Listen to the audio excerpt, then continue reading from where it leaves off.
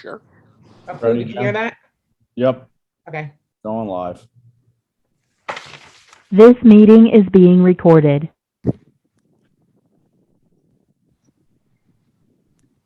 New bells and whistles from Zoom. Right. Okay, I'm just waiting for more people to come in to the waiting room. All right, here we go. Anybody, quick question before we begin. It says on my screen, the webinar is being recorded, and I'm That's okay. consenting. No, but I don't know how to get rid of it. Press How to continue. get rid of Press that continue. sign Press continue.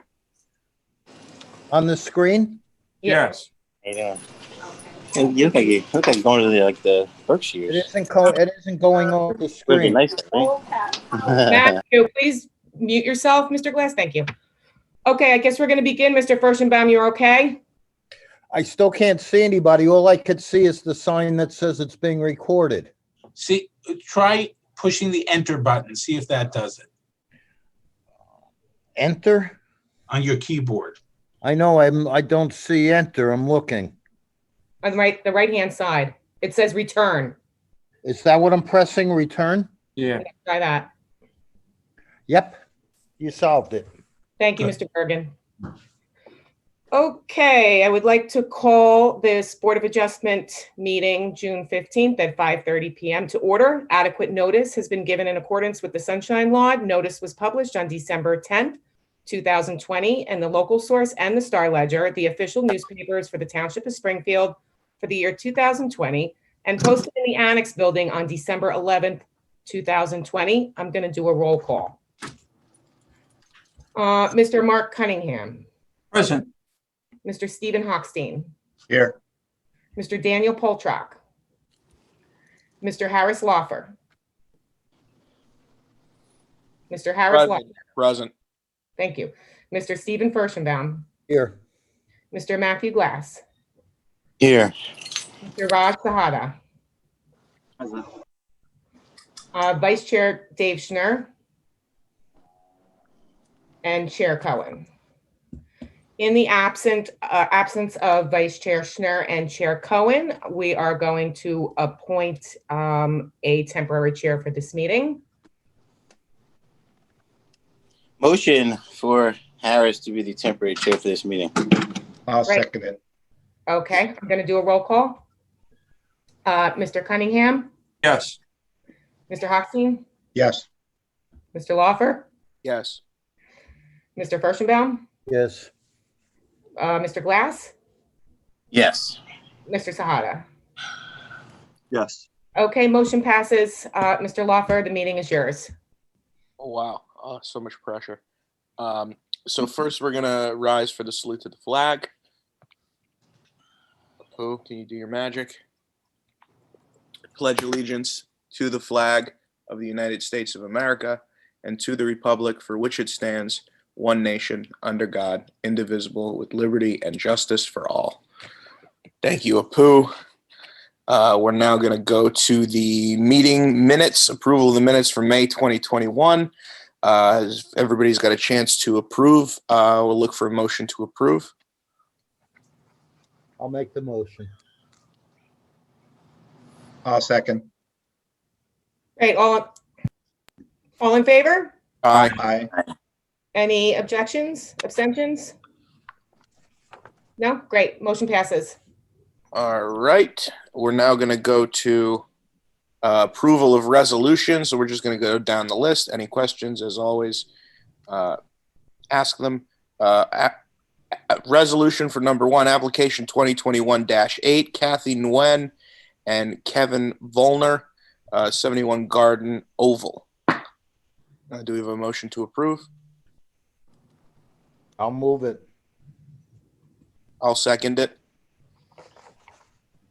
Great, Mr. Furstenbaum, Yes, Mr. Sahada?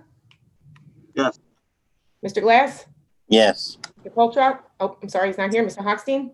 Yes, Mr. Cunningham? Yes. And Chair Lawfer? Yes. Motion passes. Resolution number 2, application 2021-11, Daniel Poltrock, 990 Chimney Ridge Drive. As always, any questions, ask them, or a motion to approve. I'll move to approve. I'll second. Madam Secretary? Mr. Hochstein, Yes. Mr. Cunningham, Yes. Mr. Furstenbaum, Yes. Mr. Glass, Yes. Mr. Sahada. Mr. Sahada, Yes. thank you. Chair Lawfer, Yes. motion passes. Excellent. Moving right along. Number 3, Daniel Smith, application 2021-12, 21 Kotler Avenue. Lot coverage variance for a patio, as always. I'll make a motion to approve. I'll second it. Okay, Mr. Cunningham, Yes. Chair Lawfer, Yes. Mr. Hochstein, Yes. Mr. Furstenbaum, Yes. Mr. Glass, Yes. and Mr. Sahada. Yes. Great, motion passes. Nice. Then the fourth and final approval of a resolution, application 2021-13. Elaine Friedman, 17 Jade Meadow Drive, lot coverage for a pool with a patio. I'll move to approve. I'll second. Mr. Hochstein, Yes. Mr. Cunningham, Yes. Mr. Furstenbaum, Yes. Mr. Glass, Yes. Mr. Sahada, Yes. Chair Lawfer. Yes. Motion passes. All right. So we're going to move on to applications. We're going to do the first application, which is 2021-14. I apologize if I butchered this name. I really do. Jerryun Jenkins, 4 Shadow Lawn Drive, for a lot coverage, building coverage, and rear yard setback variance for a porch extension. Mr. Chairman, you had indicated before we came online that you were going to announce an end time for the meeting due to a conflict. After hearing from the members offline, it didn't seem like, it seemed like we were going to be in too much of a time crunch. Okay. So we'll try and get on. We'll try and get it move as expeditiously as possible. I'm sorry, I missed No, the second I part. apologize for being unclear, Mr. Bergen. Thank you. All right, Mr. and Mrs. Jenkins, are you both going to testify? Yes, we will. Thanks for having us, Chair Okay, Lofton and and the rest of if the you- board. If you could each raise your right hand. Do you swear or affirm to tell the truth? Yes, Please, each of you state your name, spell your last name, give your home address. Teresa Ivy Jenkins, 4 Shadow Lawn Drive, Springfield, New Jersey. need to spell it. Oh, spell it, Teressa. Last name Ivey-Jenkins.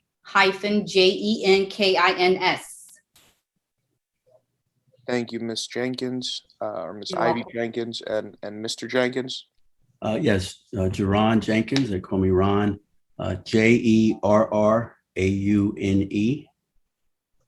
Jenkins, 4 Shadow Lawn Drive, Springfield, New Jersey. Thank you, Mr. Thank you. Jenkins. And will you guys be the only ones testifying today? Yes. Yes, Okay, so I guess we'll jump right into it. Why are you requesting your variances? all right, so, with the advent, the key thing is with the advent of COVID and space, the space currently that we have is narrow and relatively small for the size of our families and what we have been used to as far as gathering and having folks together. We literally have had very few, if any, people over during the last year or so. We have a very large family. We're used to gatherings. That hasn't really happened. We've had about 5 family members actually die because of COVID. We both have elderly mothers who haven't literally been to the house early on, but since then, nothing. And we're protective. Again, our family is large. Some of us have gotten vaccinations, some have not. They have their own opinions as to why. And we need to get back to a place where we can get to some normalcy. And this would just help us out a lot. And, At least with our family Yeah. members. and we hope it's something that can be done, but that is a key basis for, what we want to do. Sure. And we're supposed to be empty nesters. Not anymore. Our two youngest children came back home, and she's studying and he's working and he's in the basement. I'm over here and I can't say anything because she's has some courtesy. And I'm like, oh, geez, it's just a little frustrating, but love them dearly, but we need more space. Any questions from the board? Um, I have questions. Do you have like photographs or drawings of what this is going to look like? This is going to have a roof on it, I assume, correct? Yes, it will. You don't have a drawing that I think you're asking about, but it will be an extension out from where it is, about 7 feet, the same length, but it will have a roof over it, just like it currently does.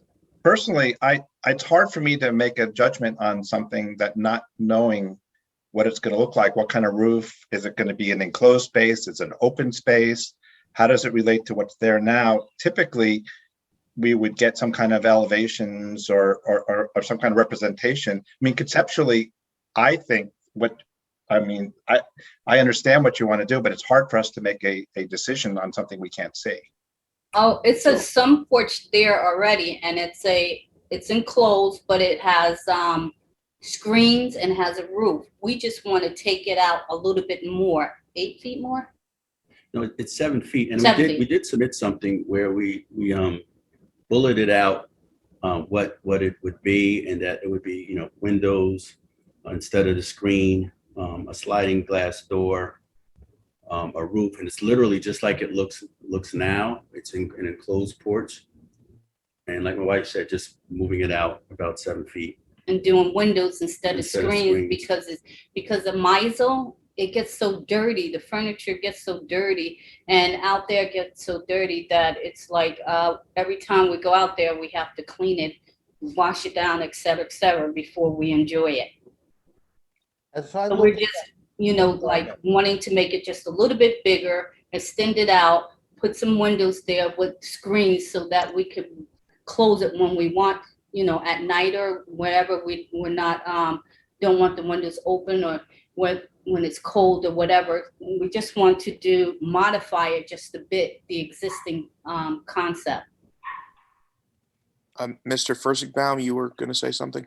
I was going to inquire, the way I'm reading this survey, the porch is going to be closer to Mizell, South Springfield Avenue than the cul-de-sac. Am I understanding the pictures right? Or Yes. the survey right? Yes.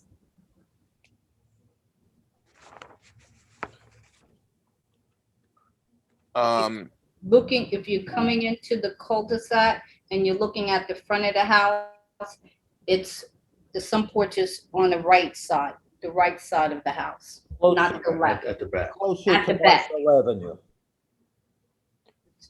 Yes, that's how I'm reading it as well. Right. Well, I'm going to repeat what I said. I'd like to see what it's going to look like before I make a decision on it personally. Totally understood. Do any? I'm actually in agreement with Mr. Hochstein.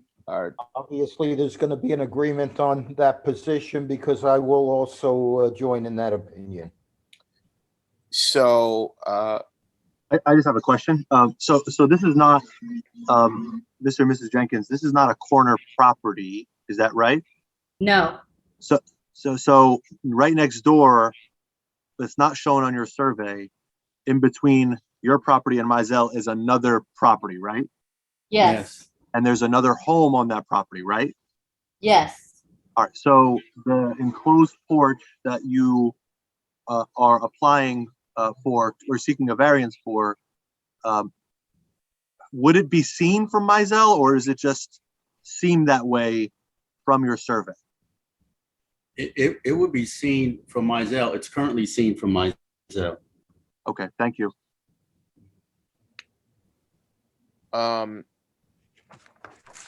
Seeing as a few board members have sought further clarification, do we want to entertain a motion to table? I'd like to make a motion to table this pending getting some elevations and some idea of what it's going to look like, some kind of drawings or photographs or something. And Mr. and Mrs. Jenkins, this would just simply mean that we would hear it at a later date, and you'd work with Ms. Law and Mr. Disco to get materials that we would need to make a more informed decision. It's not a no yet, or it's just we need more information. So I would second that motion. So Is there? I heard someone say drawing or pictures. What would suffice? I mean, obviously, if we took a picture now of what it looked like, again, it was not. The only thing that would be different is a sliding glass door and windows where there are screens. Or what would suffice? Some kind of architectural elevation would help to understand it. You're going to need them anyway if you build it. Yeah, I would say an architectural drawing as well as a before and after to see, what it would look like.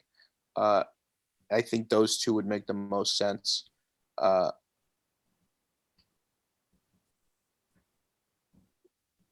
Okay. So we have a motion to table, Ms. Law.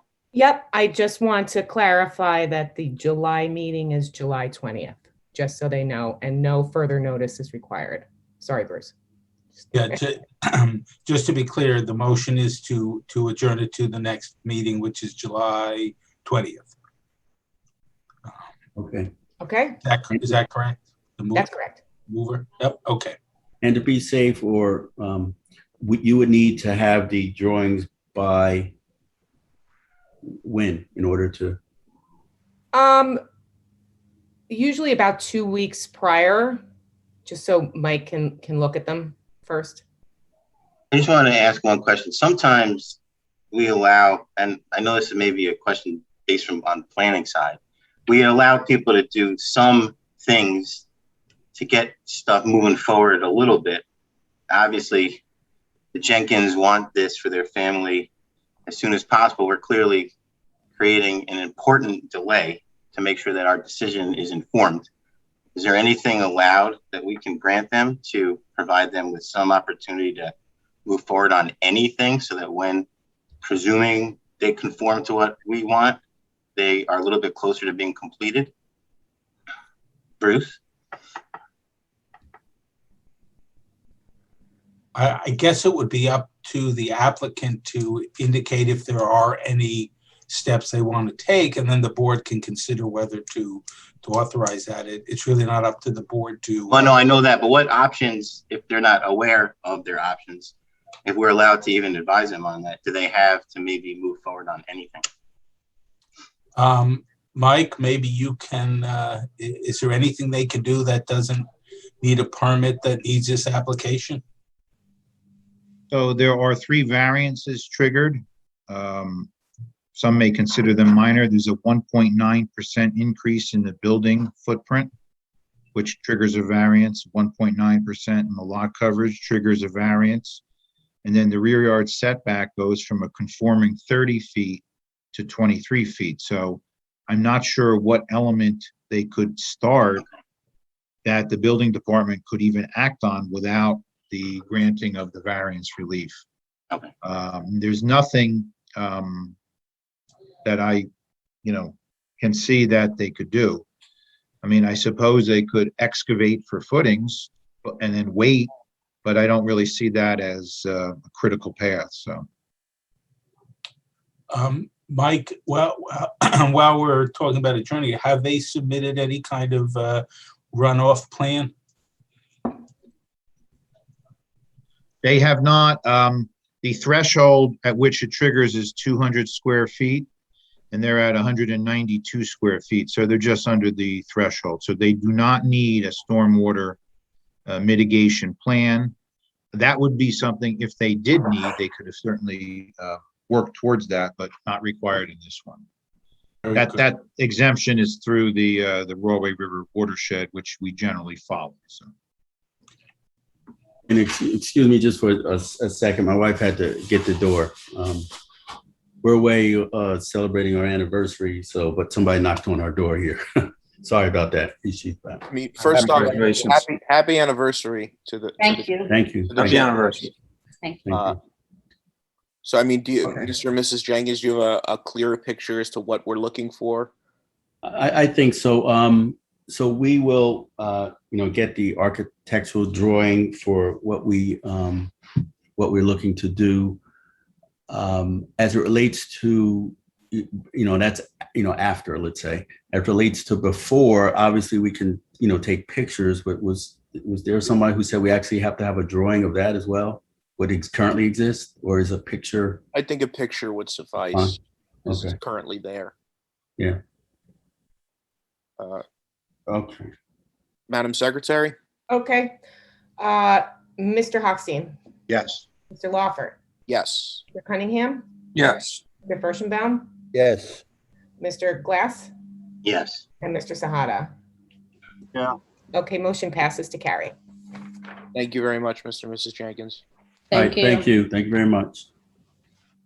Up next, we have Marco Tavara, application 2021-15, front yard setback variance for a fence.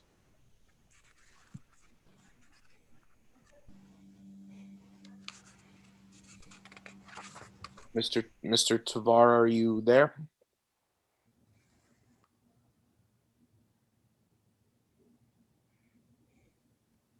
Mr. Tavara? I think he's muted and not screen shared or video on. Both of those statements seem to be accurate.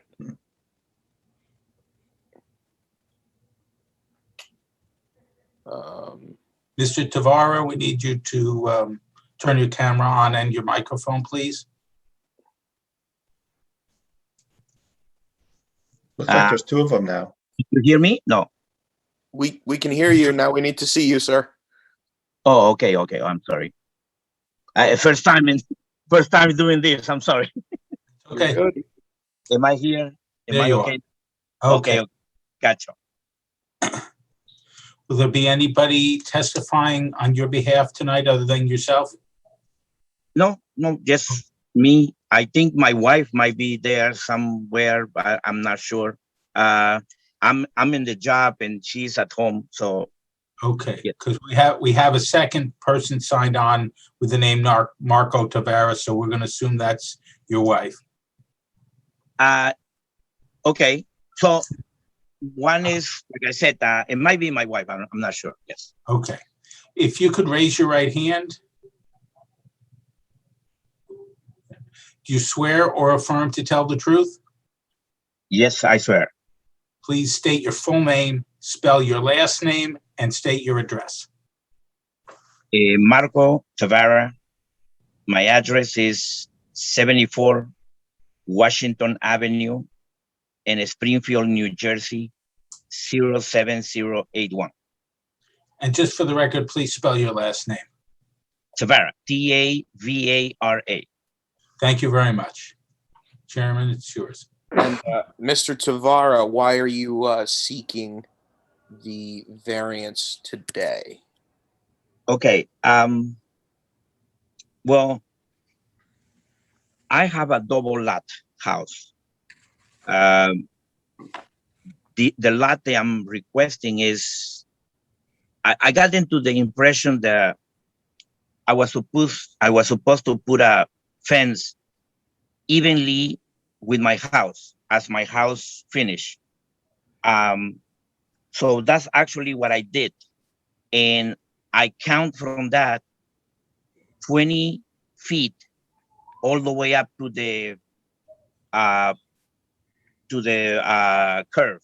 I'm sorry, but I have to tell you my English is not really great, but I will try to do my best. I might use a very simple language because of my limitation. It's okay. Okay. So anyway, I asked the guy, the company, to put the fence, and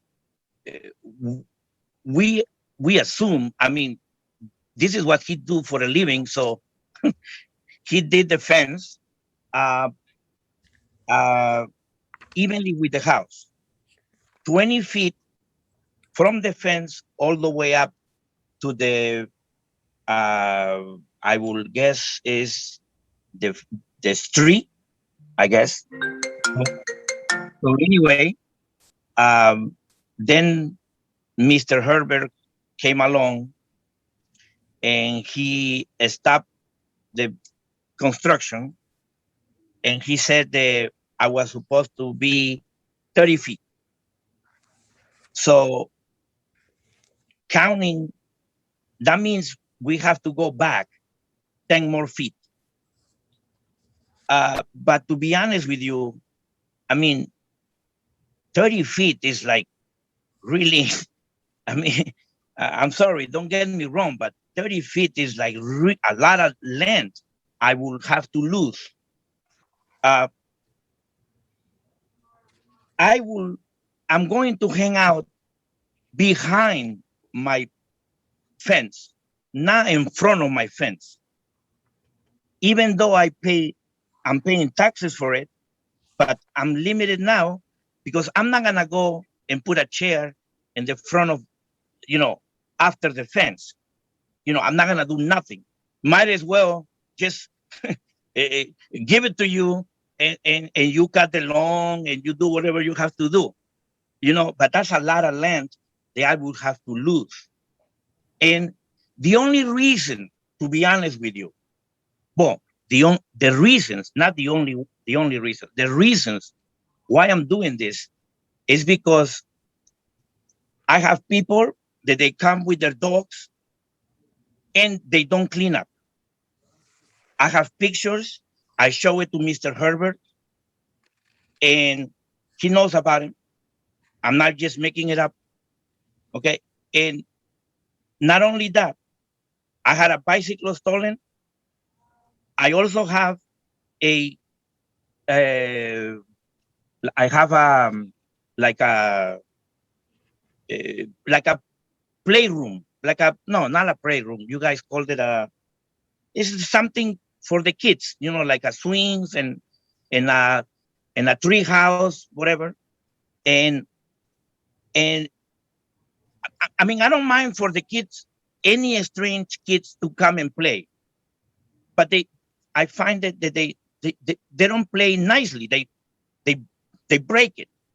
So for these reasons, breaking the things that is not theirs, not cleaning after their dogs, and my bicycle from my daughter's stolen, then you know what? I feel like I have to protect my family, protect my property, and that's the reason why I put the fence.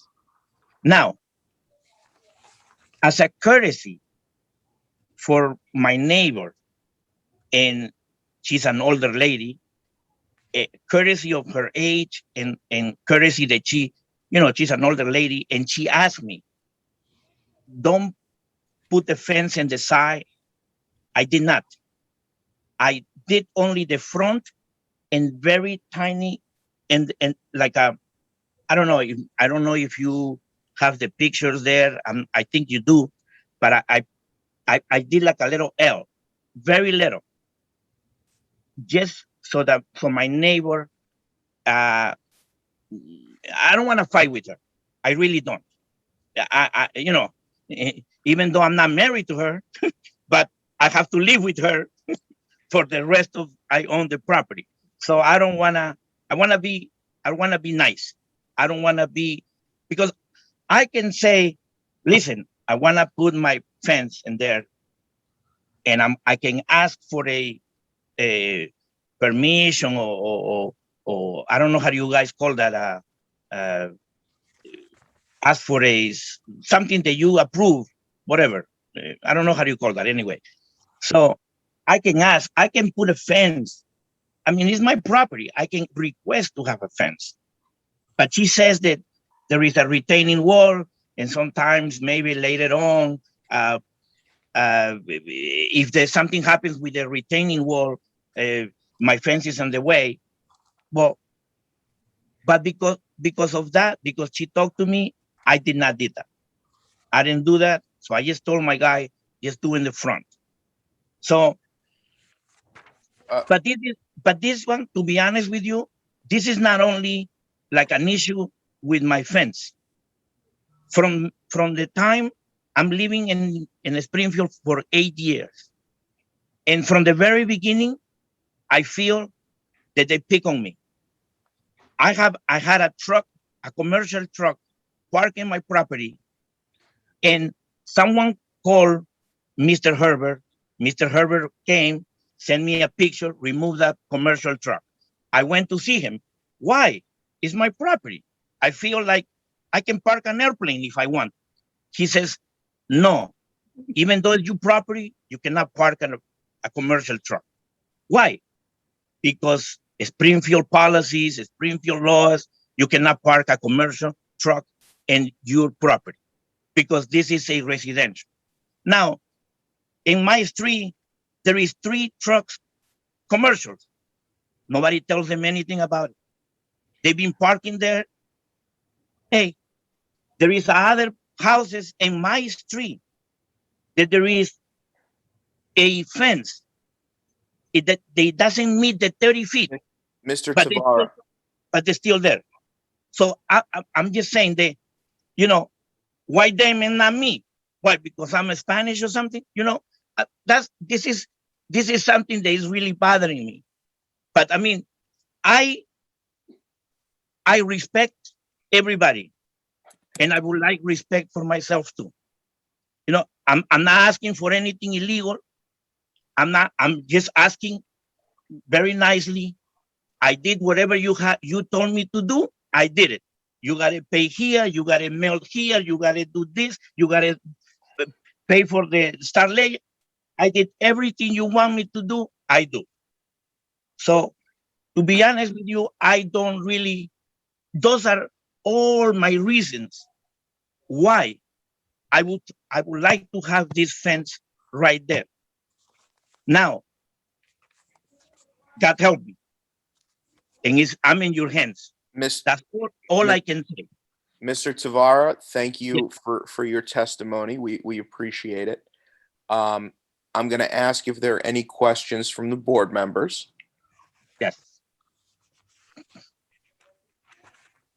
I have a question. When you're only 10 foot from the street and you have a gate there and somebody has to pull in the driveway and the gate is closed, how does that work? It seems to me like the vehicle would be sticking out into traffic while you're going and opening the gate. And I'm sorry, I don't mean to cut you out, but no, there is not the case. I have a very large, long truck, very long, 8 passengers. And when I pull, I took that into consideration. When I pull back, my truck is nowhere near the sidewalk, nowhere.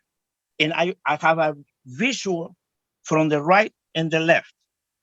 You know, it's not like I'm very short and I'm gonna run over somebody or whatever. You know, I know what you're saying, but no, it's not the case.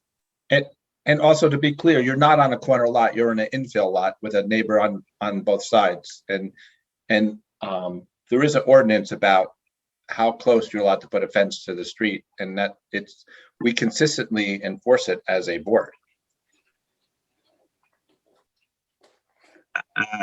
I'm sorry.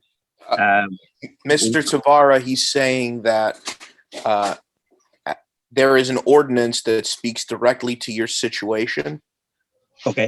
And Mr. Hochstein is simply pointed out that as a board, we have followed the guidelines set forth in that ordinance as it relates to lots that are not corner lots. Okay. So, Mr. Disco, I saw you had something to add as well. If Yes, so kind. there's some important questions that should be asked. The first being, why was a fence installed without any interaction with the township, without any permits, without any approvals? That's the first question. The second question is, why were solar panels put on the house with the same thing without permits until caught? Why was extensive paving, over 1,000 square feet of paving done in the rear yard without any municipal approvals? Variance is required for that too, and stormwater mitigation. So there's a pattern here. I think the applicant should explain why there's never an attempt to, before he does something, find out what the rules are and get permission. So I have more, but we'll start with that. Okay. Can I answer for that? Mr. Tavaro, please. Okay. There is a, I'm sorry. There is you said, the gentleman before, he said approval. There is a requesting, I don't know how you call that. I'm sorry. When you want to go do something and you go to the township. Permit. I'm sorry, that's the word. Permit. Okay. There is a permit for the solar panels. There is a permit. I actually have it. I have no idea why you don't have it in your records, but the company is a very large company who take care of all that. That's one of it. I also did a permit for the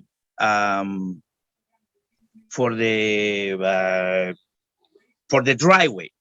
I did a permit, and yes, but I did not. When we went to do the whole pavement of the driveway, there was a space in the back. Yes, we did fill it up. Why we filled it up? Very simple. I have two girls, two daughters. Now they are 11 and 13. And this was when they were younger. When I bought the house, the whole driveway was full of potholes and the driveway wasn't nice. And my daughters were always falling. They were always hurting themselves. I took one of them to the hospital one day. She got hurt really bad. So that was the reason why we decided, my wife and I, to put a driveway, a new driveway. And we wanted to add, so, we wanted to make it bigger so they can play around with their bicycles and skate, whatever. So we just made it, all the way to the back.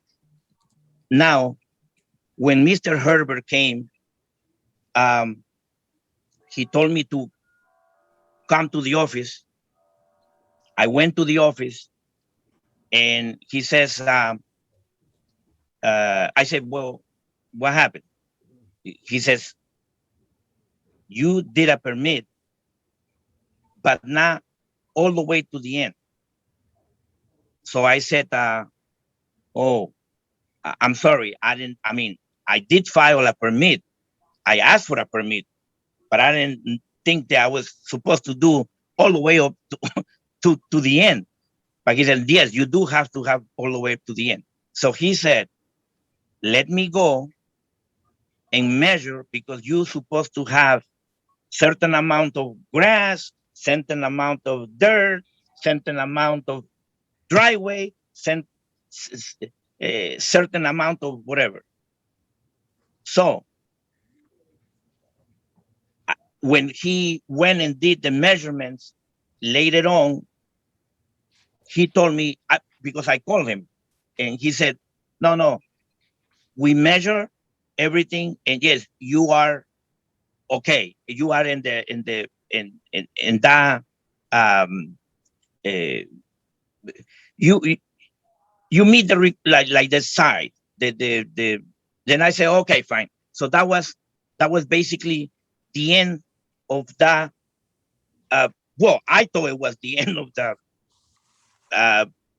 driveway thing, but now I know it's an issue with that thing too. And the solar panels, I mean, I'd be more than happy to bring the permit for the solar panels when the company did it like few years ago.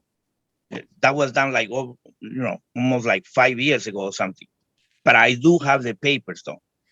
I mean, I don't want you to think I just like to do anything I want without getting permits, I'm sorry, that's not the case, but Well, the solar panels, you did start the work without permits. That's the point.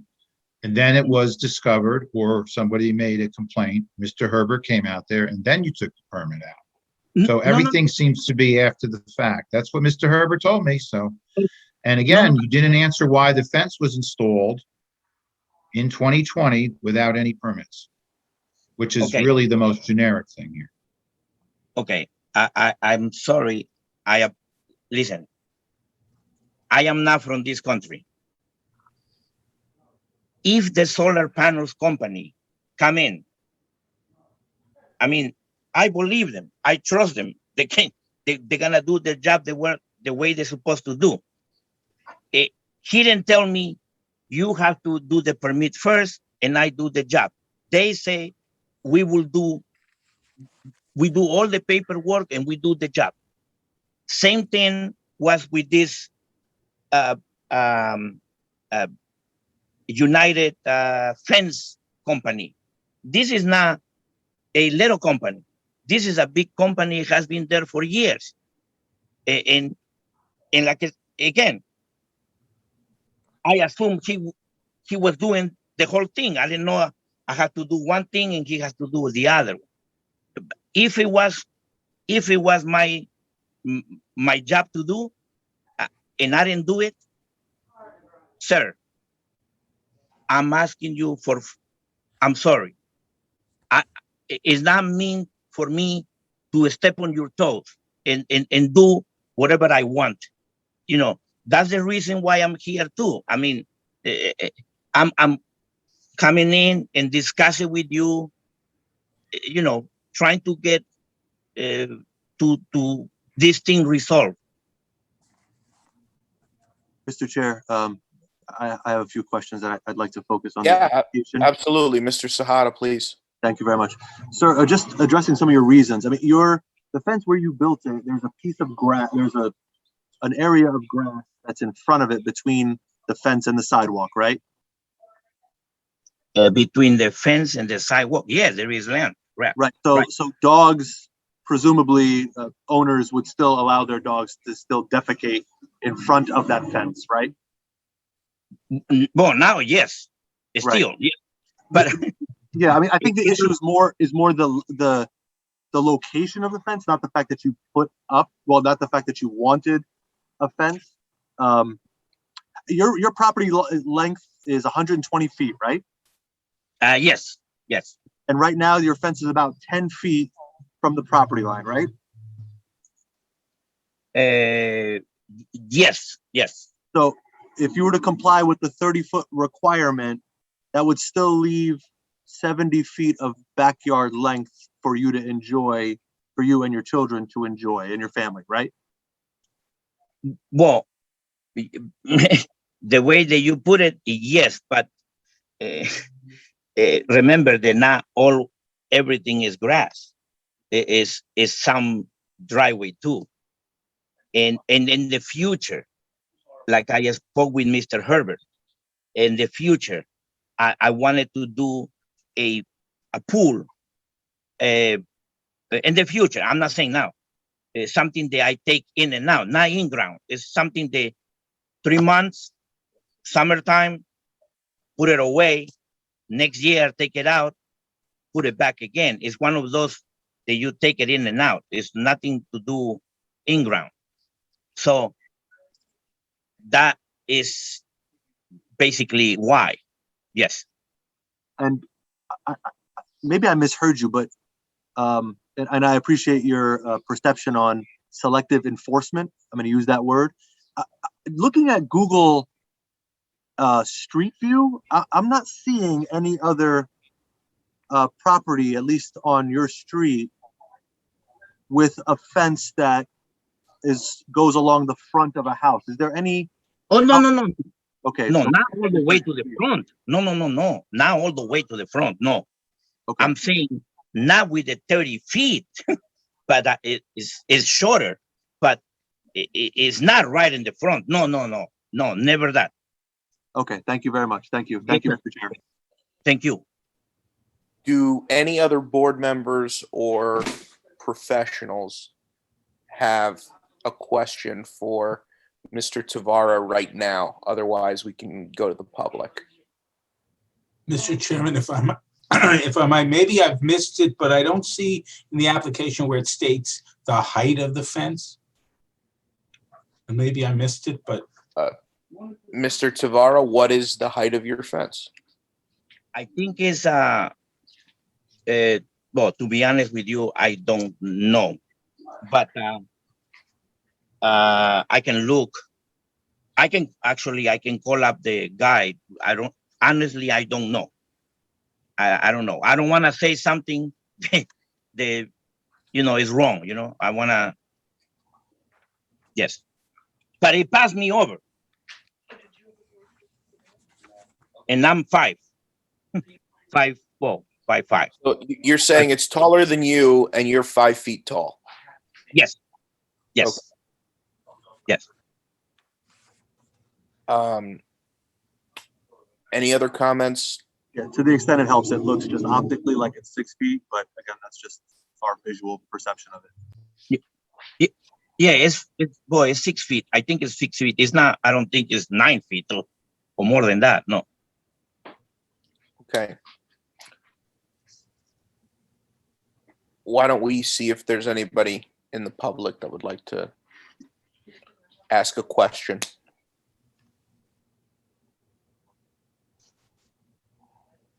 Seeing none, Mr. Love. Okay.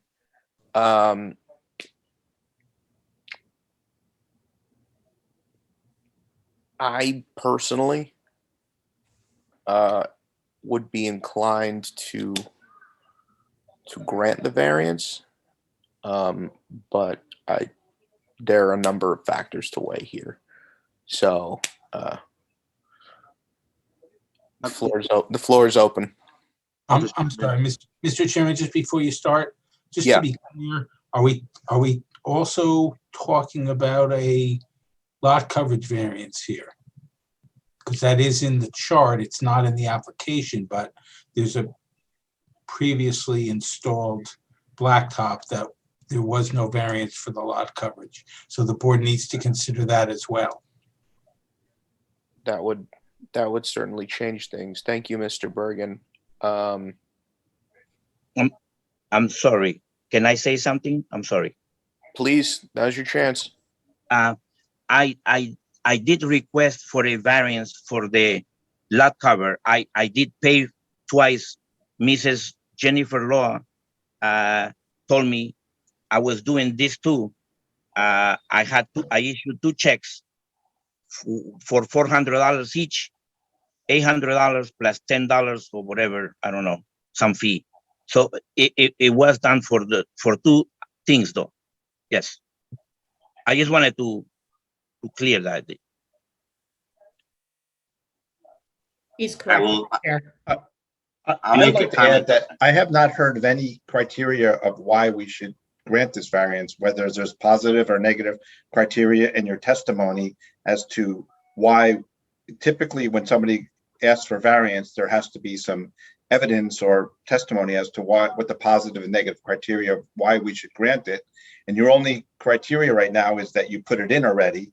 And I have a hard time personally with agreeing with somebody just saying, because I put it in already.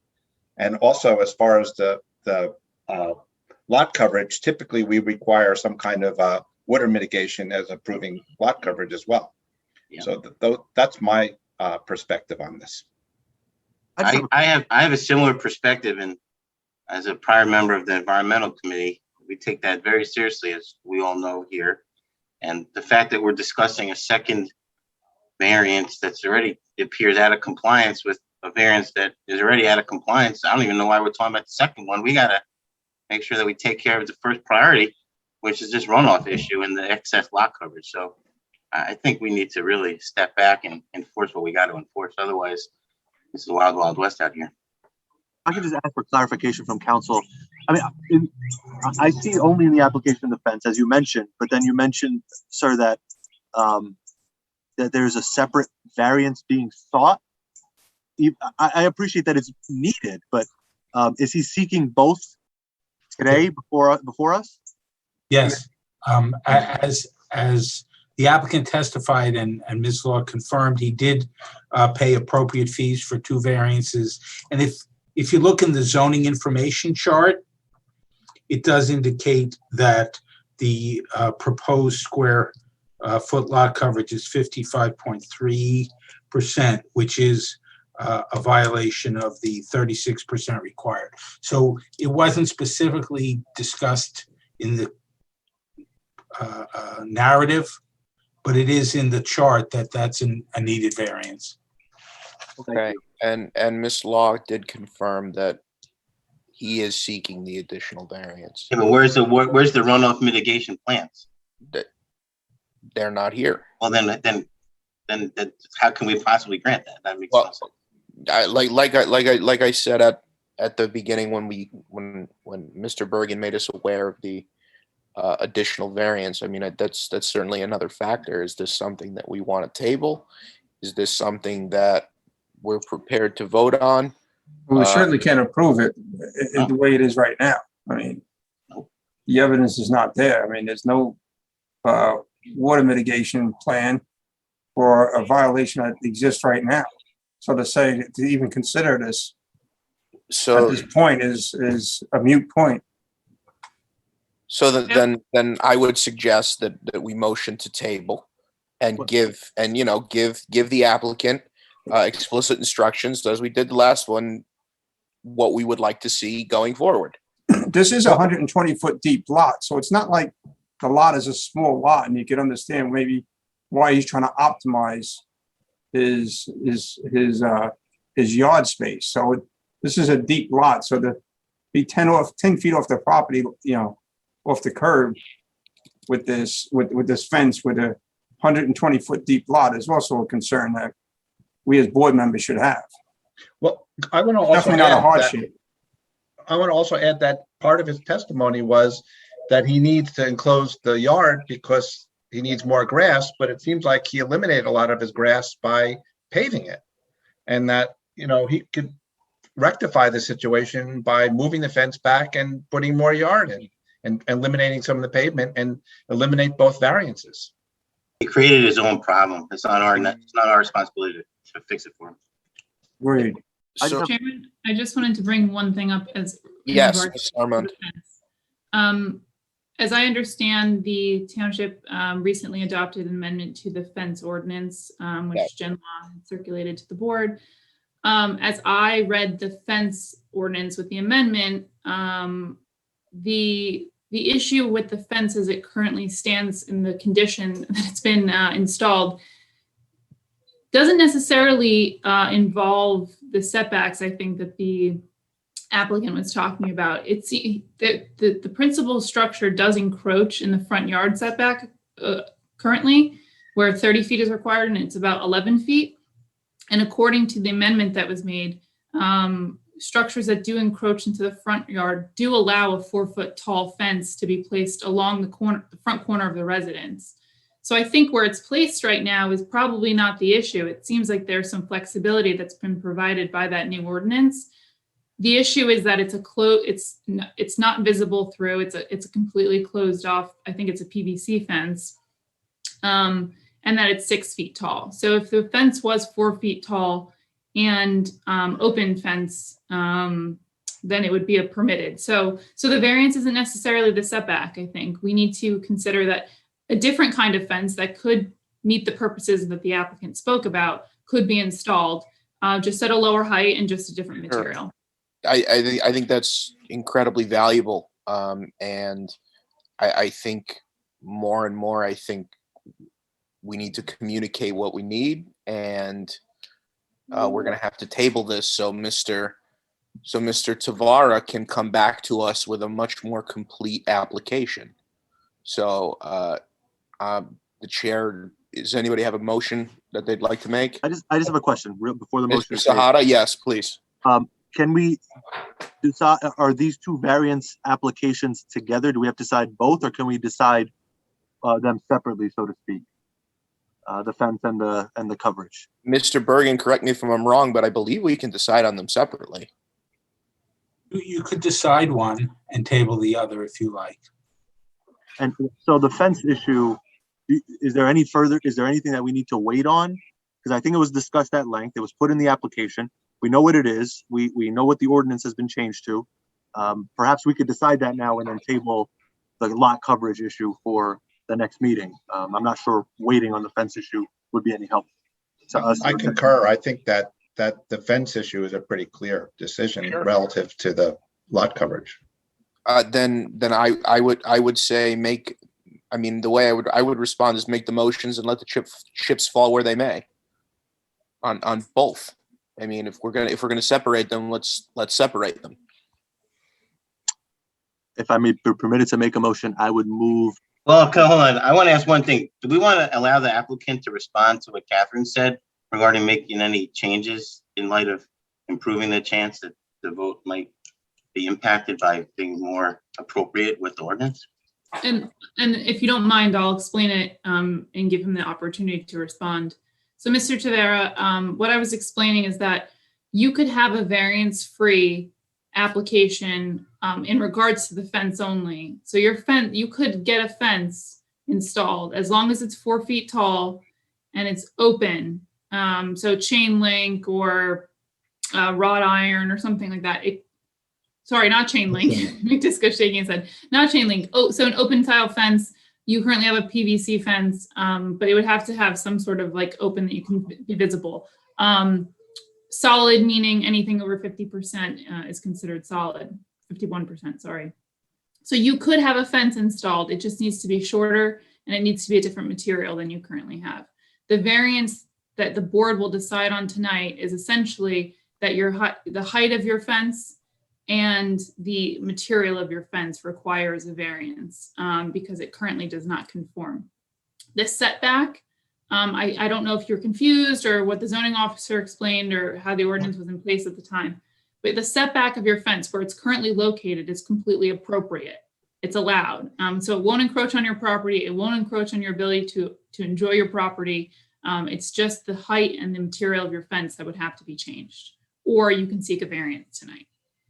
But tell me if I'm wrong, ma'am, but if he wanted to keep the solid 6 foot, then he perhaps would need to move it back to comply with the ordinance as well. Well, the ordinance, and I'll read it to you, where principal residential structures encroach into the required front yard, 4 foot tall open fencing may be placed so as not to extend beyond the front corner of the residence. So right now it's lined up with his building according to the plans. So it appears from the plans that were submitted that it would be permitted where it's located, according to the flexibility that's been afforded by the updated ordinance. But not if it's closed than 6 feet. If it's closed than 6 feet, then he has to move it back so he doesn't have to apply for a variance. That's correct. So he has options. He can't have it both ways without. Correct. He cannot have it both ways, but his option is either to move it back with the current material and height, or he can keep it where it is, but change the material completely. And I'll just add, in fairness to Mr. Herbert, when the fence was installed, the ordinance revision didn't exist yet. So any conversation that Mr. Herbert had with the applicant for the 30 feet was legitimate. Yes. So now that we know all the information, how do we want to proceed? I think we need to ask the applicant if he wants to comply with the ordinance as is.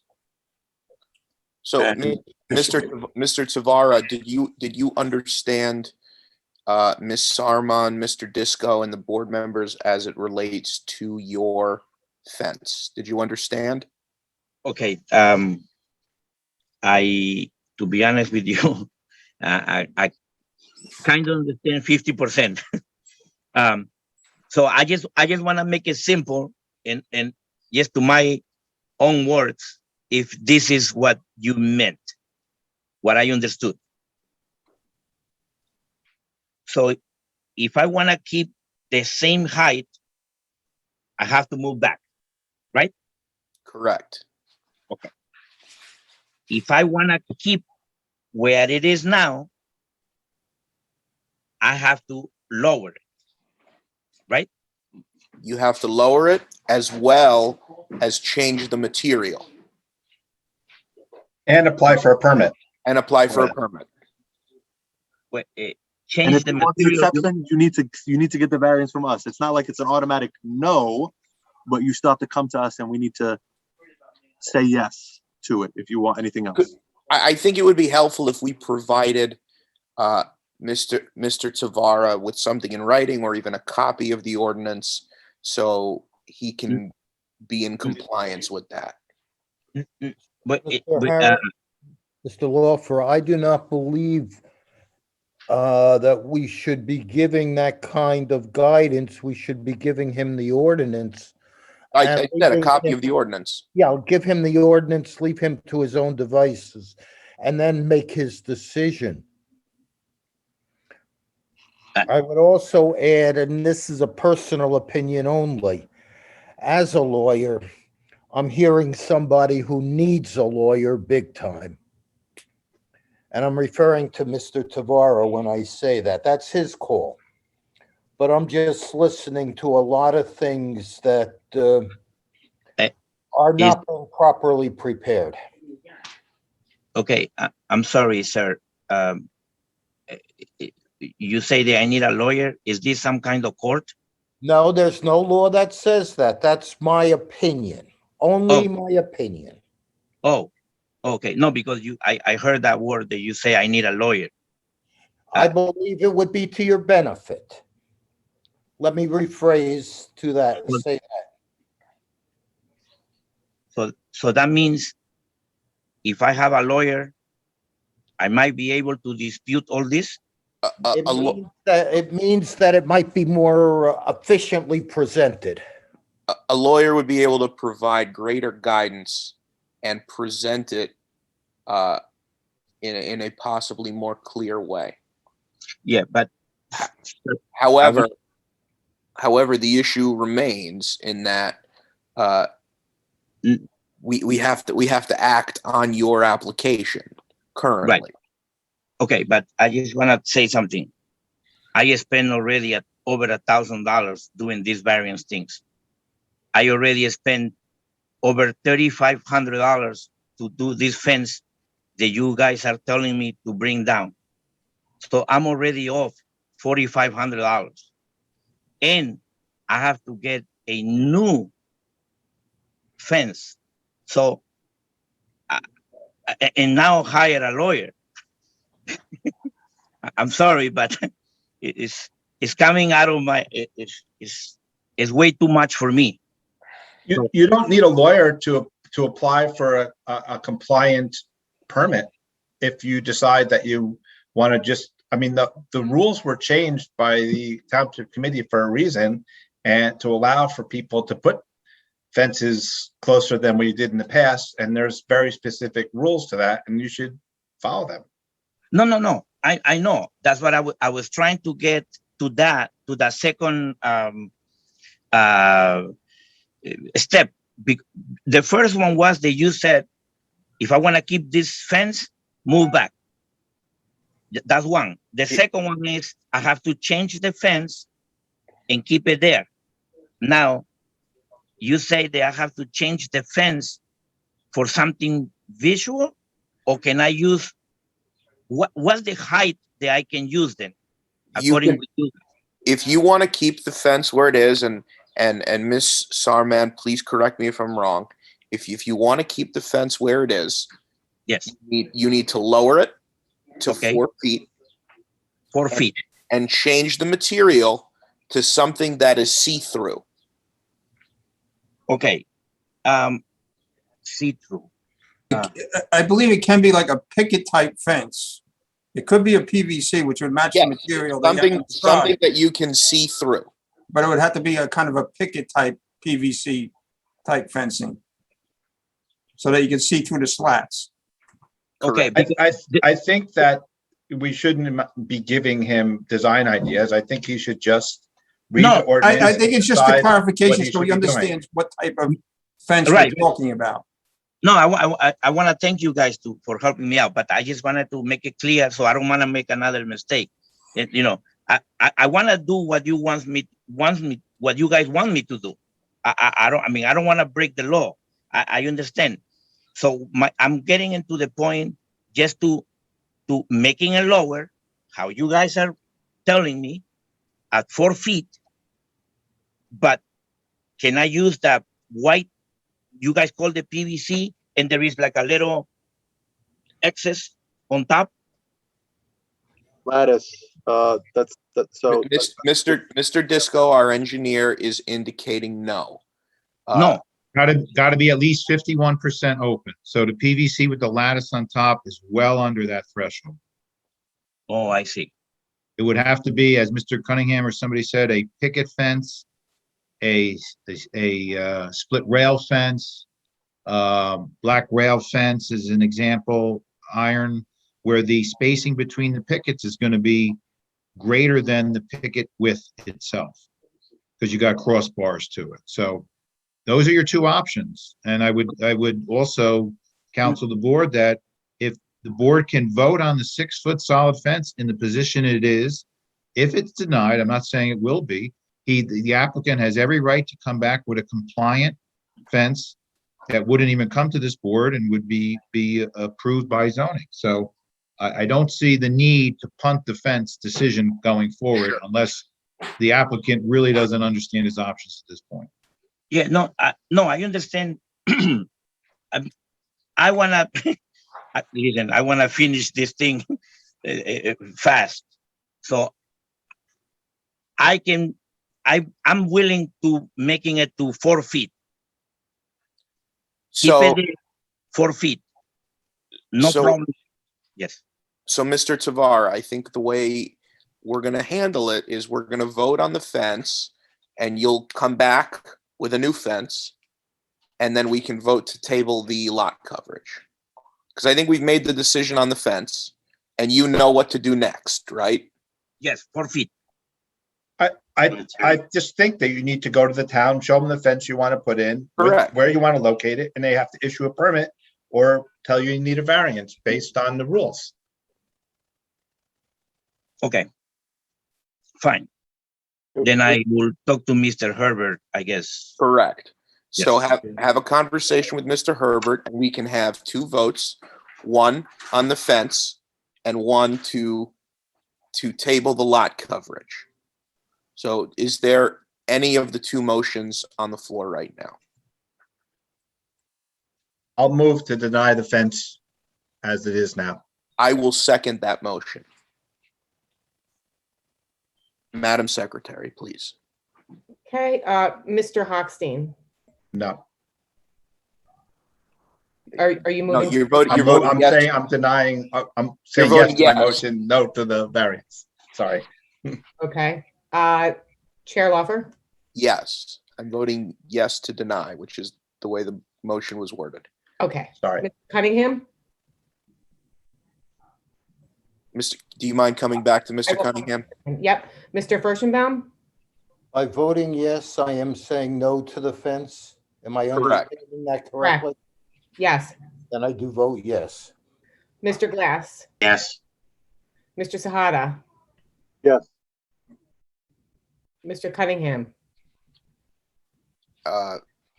Mr. Cunningham, the motion on the floor is to deny, the motion on the floor right now is to deny the fence variance. A yes would be a yes, a no would be a no. Yes to deny it. Okay, okay, motion passes. thank you. Next is we're on the lot coverage. Mr. Tavara, I just want to make sure you're clear as to what just happened. You know what to do with the fence, right? Yeah. It's Okay, great. 4 feet, change the fence. Got it. Great. Same size, same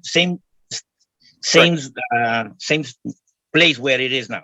Great. Mr. Chairman, just to be clear, Mr. Tavara, you need to go to town hall, submit an application for the new fence and get a permit. Great. No problem. Thank you, Mr. Bergen. Now we're going to deal with the lot coverage. I believe we left it at a motion to table the lot coverage variance to allow Mr. Tavara to get us more information. Is there a motion on that? Motion to table the lot coverage variance. I'll second the motion. Madam Secretary. But I'm sorry, table it to the July 2021 meeting, is that correct? Correct. Thank you. Okay, Mr. Glass, Yes. Mr. Cunningham, Yes. Mr. Hochstein, Yes. Mr. Furstenbaum, Yes. Mr. Sahada, Yes. and Chair Lawfer. Yes. Okay, motion passes. So thank you very much, Mr. Tavara. I'm sorry. What does that mean? So the board is requesting more information as it relates to the lot coverage variance that you are seeking. Oh, okay. If you are looking for a lot coverage variance, we want to see stuff like stormwater remediation plans and things of that nature, so we can make a more informed decision, and we're giving you more time to get us that information. Okay. Okay. So And if there are any, if there are any questions, Ms. Law is available and Mr. Disco's available, and they're here, and Ms. Sarman's available to help you through any questions you may have. thank you, sir. Thank you, Mr. Tavara. I'm sorry. What is your name, sir? You the one with the glasses? My name is Harris Laufer. Sir, thank you very much. No you are problem. a great guy. You Thank great, you. great guy. Next Afternoon. up, thank you, Mr. Tavara. I can go. You can go now. You're good. Thank you. Bye. Next application, 2021-16, Ben Hoffer, 183 Milltown Road, lot coverage variance for a cabana. The uniqueness is great. This is the first cabana we've done in a while. Ms. Law, can we just make sure that that compliment to Mr. Laufer is in the minutes? That's very important. Yes, absolutely, Mr. Can we do a motion regarding that compliment? I don't think it's necessary. I will include it in the minutes, though. Mr. Hoffer, hello. Good evening, Mr. Laufer. Good evening. So why do you, first off, I really appreciate the uniqueness of a cabana. Do you mind explaining the reason for the variance? Sure. Let me just swear him in first, Mr. Chairman. Oh, yeah, please. I apologize, Mr. Bergen. Mr. Hoffer, do you affirm to tell the truth? I affirm. Please state your full name, spell your last name, and give us your home address. Benjamin Seth Hoffer, Hoffer, 183 Milltown Road, Springfield, New Jersey, 07081. Thank you. I do have two people here who, if you require, would also be available to testify. I have Mike Pucci, who is a licensed civil engineer in the state of New Jersey, who's been recognized before this board, as well as Rob Larson, who is a licensed architect and planner. And they're both from the firm of Chester Palouse Lasowski and available to testify to any questions you may have. Great. So let's, Apu, can we bring them on?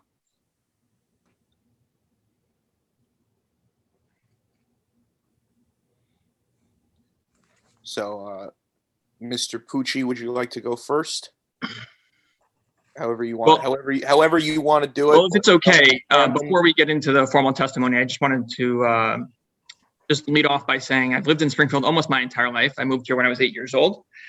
When I graduated college and got married, I moved back here, and I'm raising my family here with my wife and our 4 daughters, 15, 12, 8, and 6. And, we just experienced the COVID summer of all being, and more than a summer, but a lot of time at home. and certainly looking to invest in our property and try to see how we can make our time at home more enjoyable. Certainly with young children, having a cabana outside by the pool is something that is very desirable. And I also have an elderly father who, it's hard to get inside the house and you're by the pool. And there's a lot of reasons it makes sense. When I first built this house in 2014, I should say substantially renovated the existing house, which we had been living in since 2007. We took great efforts to try to address stormwater mitigation. If you could see on the plans, our entire front driveway, as well as the rear patio, are all porous pavers. That means it's a foot of crushed stone beneath a porous paver system. So basically, it's an entire, drain. Both the front and the back have an entire drain. Additionally, the pool itself, as you know, the water surface is not considered impervious coverage, and the surround of the pool will be a composite decking material above a foot of crushed stone, which will again create another large drain to address stormwater mitigation. The cabana itself is less than the 200 square feet, but I just wanted you to be aware of all that we're doing to try to make this issue not an issue. Thank you very much, Mr. Hoffer. We appreciate that. Do you have either Mr. Pucci or Mr. Larson? Would you like one to go first, or? Why don't we have Mr. Larson start us off? Mr. Larson. Mr. Larson, could you raise your right hand, please? Do you swear or affirm to tell the truth? I do. Can you please state your full name, spell your last name, give us your business address? Sure. My full name is Robert Larson, Larsen. My business address is 95 Matawan Road, Matawan, New Jersey, 07747. Thank you. And Mr. Larson, before you start your testimony, do you mind running down your qualifications so we can qualify you as an expert if that is in fact what you are? Yeah, sure. I am a licensed architect and licensed professional planner here in the state of New Jersey. Both of my licenses are current and active.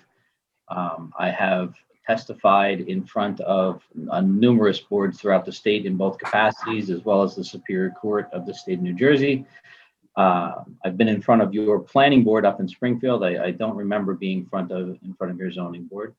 I mean, this is the better board, Mr. Larson. So. Well, I'll remember that for next time when I'm up there. Again, I've been practicing for 23 years, licensed for the past 16, and I offer those as my qualifications. And do we have a problem? Do we have a problem qualifying him as an expert? Mr. Disco says no, so we don't have a problem with it. Mr. Larson, the floor is yours. Excellent. I appreciate that. So Mr. Hoffer, obviously came to us in our office to help him with designing his backyard for his family. So together with my partner, Mike, who is the civil engineer, we've gone back and forth. Myself designed the little cabana, with Mr. Hoffer and his wife to just, create like he said, that convenient space that's next to his pool. We together, as he mentioned, have been sure to not just put a big concrete patio out there. He's found a good pool guy. We've got a nice pool design, but we've introduced a deck with stone, so it's not an impervious increase that would be significant. The impervious increase that we're talking about is really focused on a small connector sidewalk that takes you from his existing patio to his new pool deck, as well as the roof and like that, and actually the wall that we're building around the back of the property. So this property is seeing an increase in lot coverage of 1.6% from what was previously existing, and a building coverage of 1.5% increase. Obviously, the building coverage is specifically focused on that little cabana that we're proposing. If you were to go out to the site, you would see that his backyard is a bit lower than the adjacent properties. They have a unique position at the end of the block so that his backyard is actually down a center green of all the backyards of the rest of the block. His pool will be completely surrounded by backyards. As an architect, and that's really all there is to say. It's a building. It's an accessory structure that is set back properly. It's less than 15 feet tall. It is, for all intents and purposes, just a great little addition to his backyard in support of the pool. Normally, as a planner, if it's okay with Mr. Hoffer, I'm not even sure. It's the board's pleasure to hear the mitigation and the efforts that have been taken by my partner, Mr. Pucci. But I just want to make sure it's appropriate. I'm happy to offer the proofs as a planner. I would usually do that after Mr. Pucci had testified. Do we feel it necessary to hear the engineering testimony before I give the planning testimony?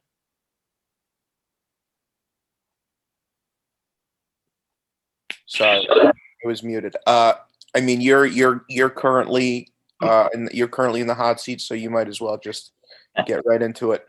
And that's fine. And obviously he's available for questioning. Again, we did work together. We work in the same office. We're both with the firm of Chester, Palusis, Listowski.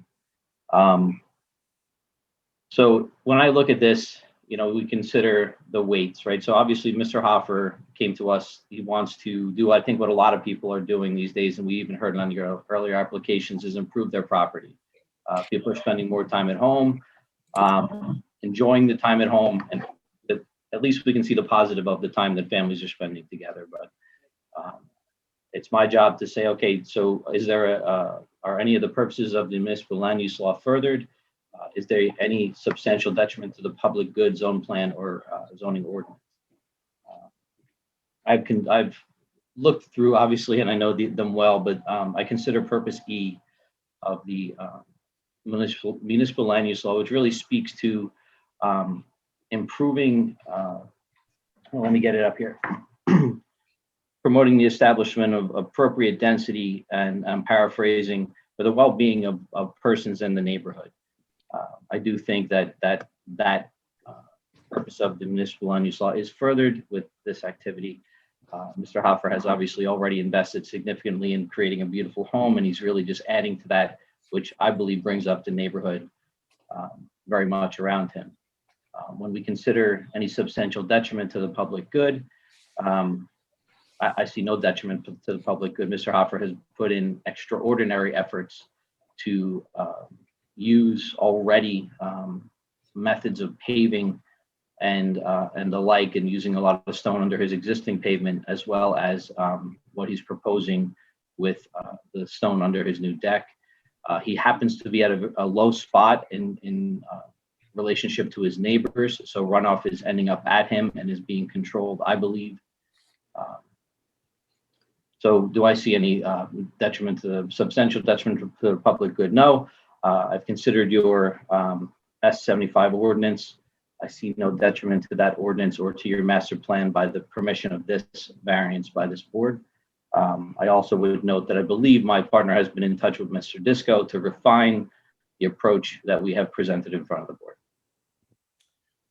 Thank you very much, Mr. Wilson. Are there any questions for the expert? I have a question. I'm looking at the site plan, and it says there's going to be an ejector pump. Is there going to be a bathroom and a kitchen in this structure? There is a proposed single bathroom and changing, which will have a toilet and sink, and a single hand washing sink. You'll see there's a small proposed like a kitchenette outdoor sink. We have looked into the existing sanitary line, and again, happy to hand this over if it goes further. But we've looked into the connection to the existing sanitary line. Mr. Hoffer already has people who he employs to take care of his pool, and this will be an additional item that the ejector pump will really be seasonally connected, right? It's, for the 3 or 4 months he uses this, and then will be winterized. That line will be winterized for obviously the freezing months. One of the reasons, I don't see there's any plans or elevations or any information about what this is going to look like.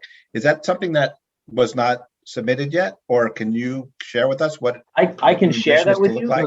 Yeah, those were submitted. There's a full set of elevations and drawings. So architectural plans were submitted. If you like, I can share my screen. That would be great because Yeah, that would be preferable. because as part of our application, I didn't see that as part of the file. Maybe it's my end or maybe it wasn't shared, but that would help a lot in making the decision. Can everybody see that? Yes, that helps a lot. Mr. Chairman, just before we move on, just for the record.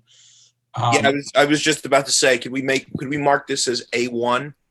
Yeah, if it was not included in the submission to the board, we should mark each of the items just for identification. Yeah, let's do that. It's clear. Okay, this is the plan that I believe was as part of my filed packet. It is noted as sheet 1 of 1, cabana floor plans and elevations. But for redundancy and to be sure we have suspenders and a belt, A1 is the architectural floor plan and elevations of the proposed cabana. Thank you. These were prepared by myself. And if we look at, we can see this very skinny part in the back here. Let me zoom in a little bit. Okay, so you can see that we have a rectangular structure. For the most part, we have a bathroom with a bench for changing, entered from this pool side here. And then we have a small storage room for his, obviously his outdoor equipment and the like. And on the left side of the building here, we have a little outdoor shower head for rinsing the chlorine or whatever off of yourself. And then in this little niche, we have, some counter space. And as I said, a little outdoor sink. There is a little pergola structure just identifying that front. And this sits directly adjacent to the end of the pool. Let's see if I can do this without signing out of the thing. So this is the elevation as would be seen from the pool. Excuse me.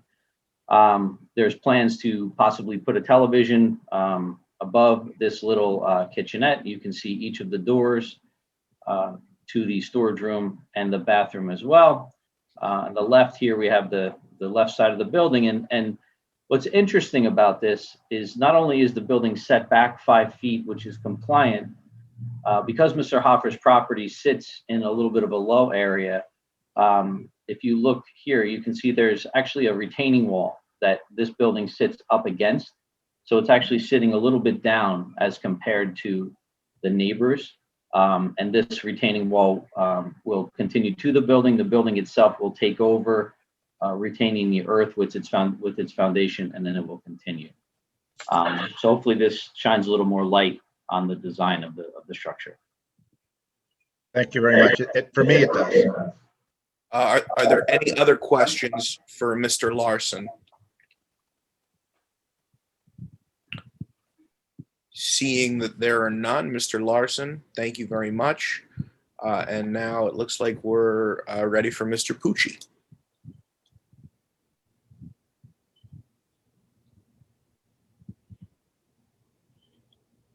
Mr. Pucci?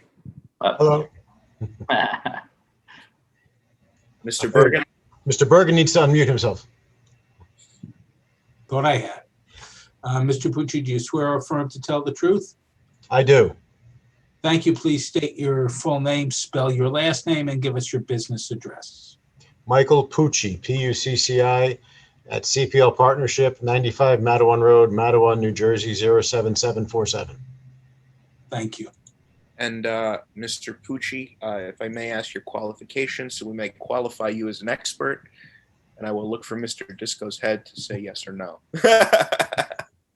I've worked with Mr. Disco in other municipalities, and I just saw the thumbs up, but I'd be happy to put more on the record if you'd like. Please. Okay, I am a licensed professional engineer in New Jersey. I've been licensed for, I think, somewhere in the 30 plus years or so.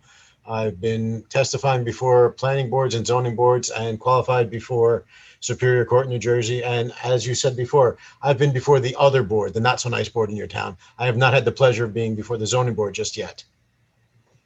Well, do we have any objection in qualifying Mr. Pucci as a witness, as an expert? Seeing there are no objections, Mr. Pucci, if you will please commence with your testimony.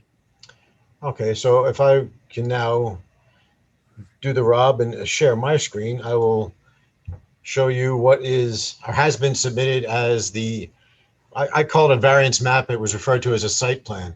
So this sheet here presents in the upper area what Mr. Hoffer's backyard looks like today.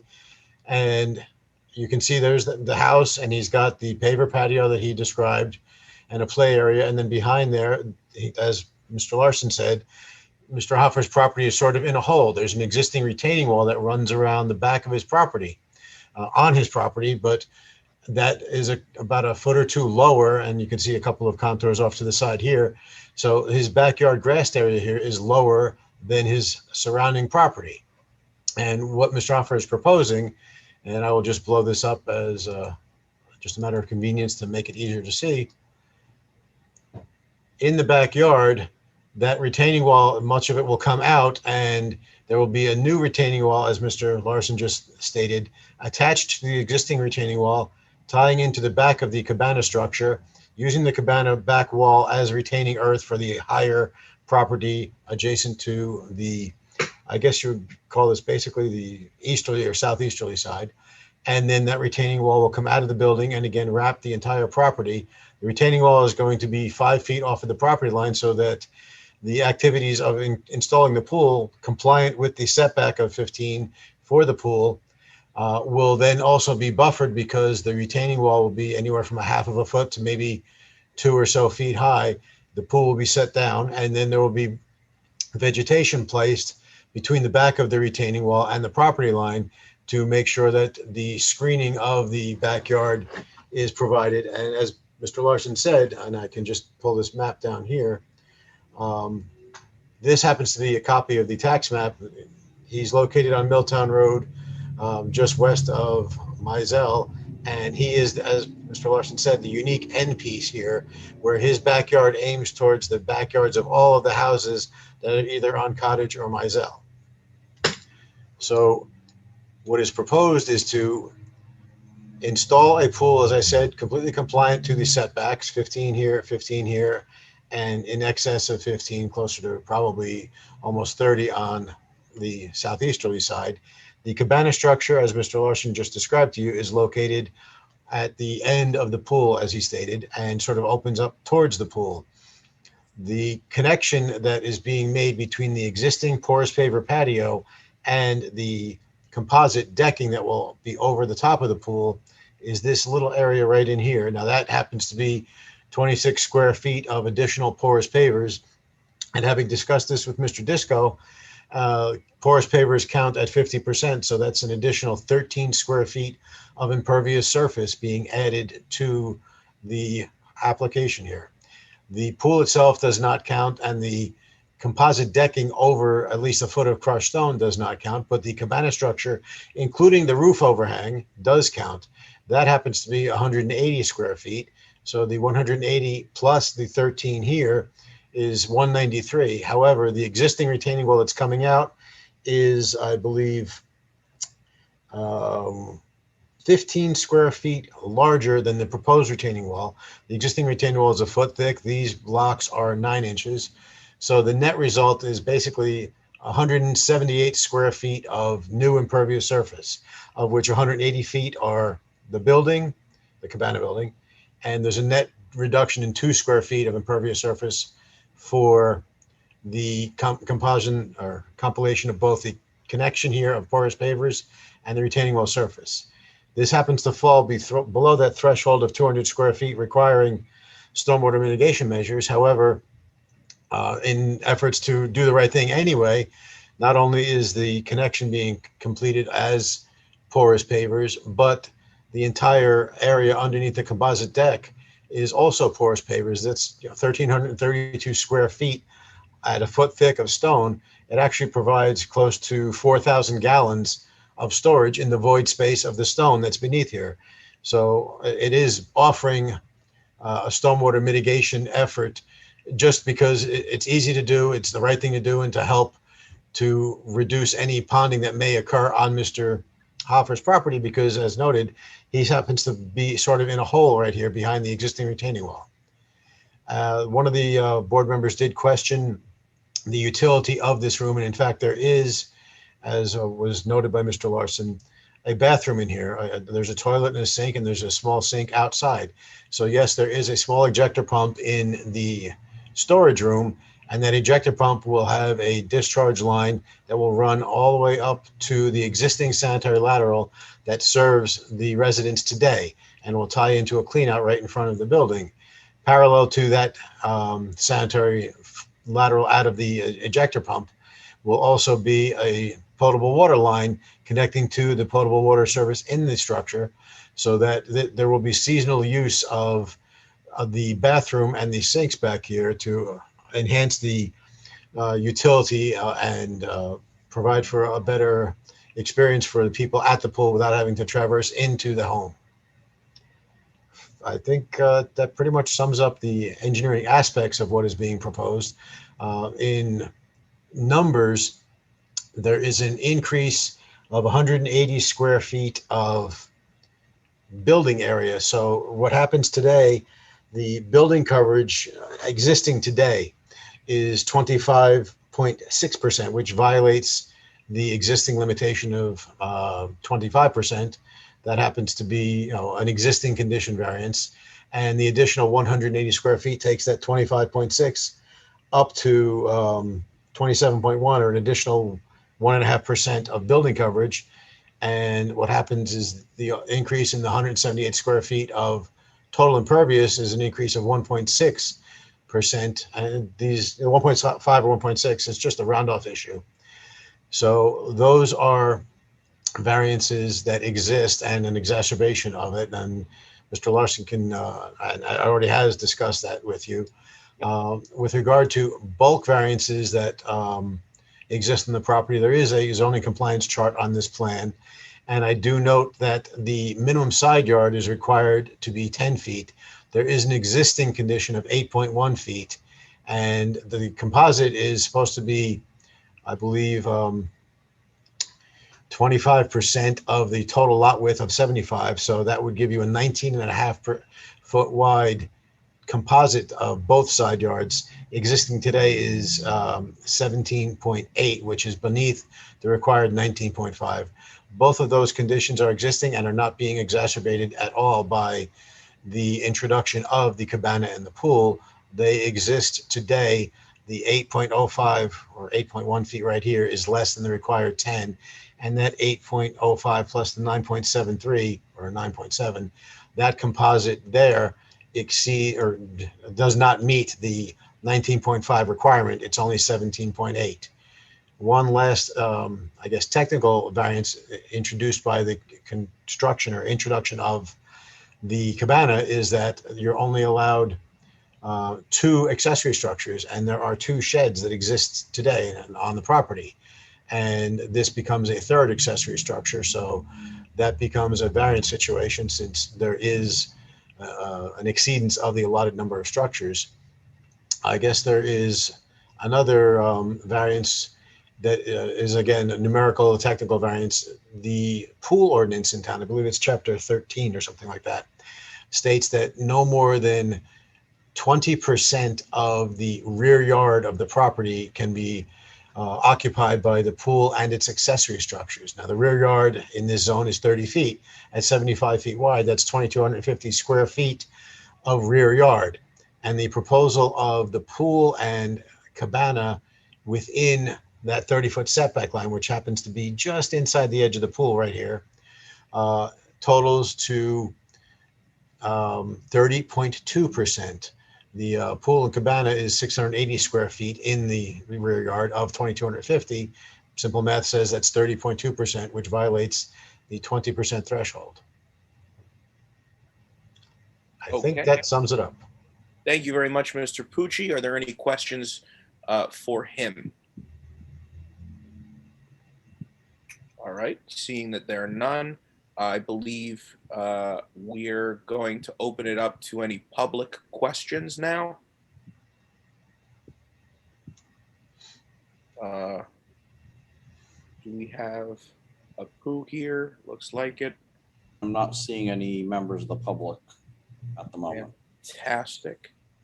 And Mr. Chairman, if I might, Yeah, I please, would Mr. just want to, I spoke to Mr. Hoffer after it was, application was made. I spoke to Mr. Pucci. I went to the site. I verified the pervious paver. Often people have a paver surface and they claim it's pervious or porous. These are in fact installed as such. So I'm very comfortable with the stormwater aspect of this.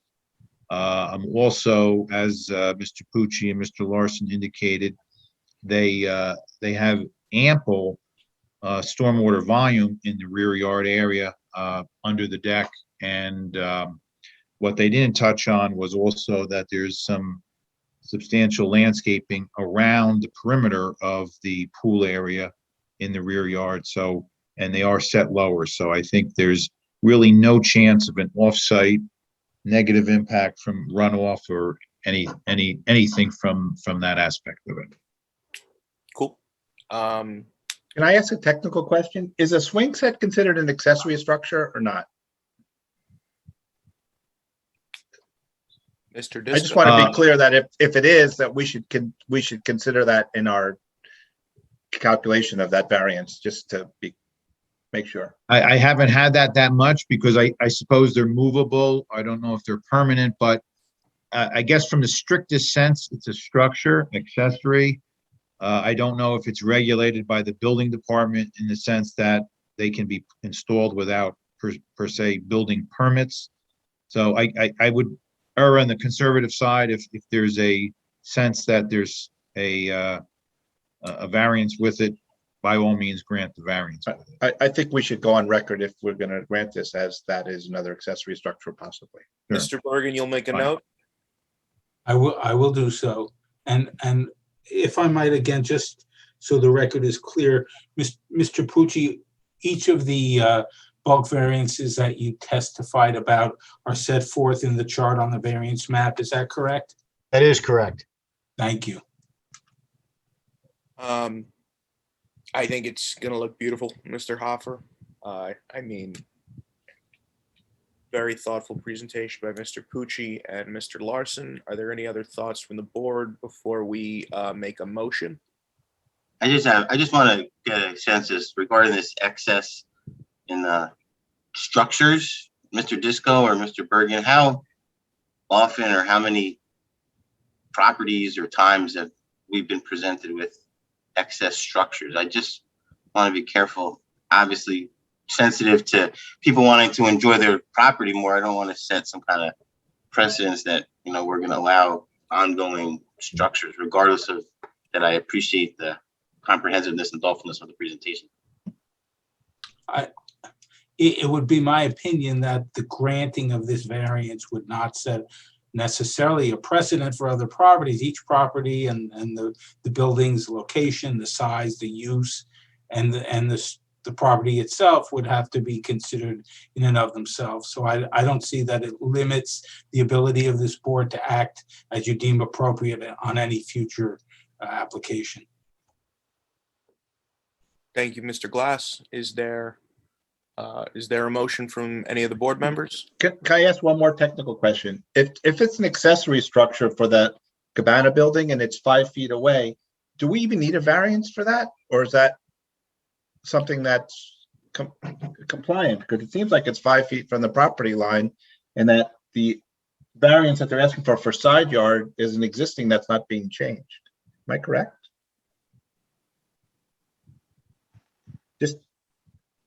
Just as on record. Yeah, I thought the accessory structure variance was for the number of accessory structures. I could be wrong about that. That was what I heard. That was my understanding. Okay, because I saw something that we're asking for a variance for side yard, I believe, unless that's a Regarding pre-existing. the existing setback of the house, so it's a pre-existing condition. So Right. Okay, so it's they're not asking for a side yard variance. Okay, just to be clear. Thanks. No, I think they went through the existing nonconformities and started talking about side yard setbacks. And Okay. the individual and then the combined, the 26%. Okay. I actually think it's really nice, personally. thank you. Appreciate it. You have a quality architect and engineer. Boy. Before a quality board. I have to say, you know, Mr. Disco and Ms. Law really make the process, if you go through it and you work through the process, really easy. And I appreciate all their help. Well, with that said, I'll make a move to approve. I'll second it. Fantastic. Madam Secretary. Thank you very much for saying, Mr. Hopper, by the way. Versus comments got to get in the minutes. You got to get yours too. Yes, I will. Mr. Hochstein? Yes. Mr. Cunningham? Yes. Mr. Furstenbaum? Yes. Mr. Glass? Yes. Mr. Sahada? Yes. And Chair Lawfer? Yes. Motion passes. Thank you very much. Good luck. Thank Have you. fun with your girls. Yeah. Next application is 2021-17 Martin Gorell, front yard setback variance for a fence. Apu, can you pull in BK if you haven't already? Please. No problem. It should be joining momentarily. Thank you.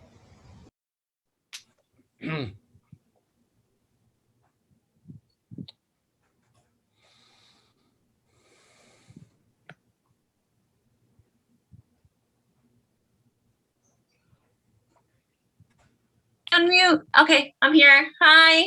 Nice to meet you. Good evening. Good evening. I'm Martin Girl's wife. Okay.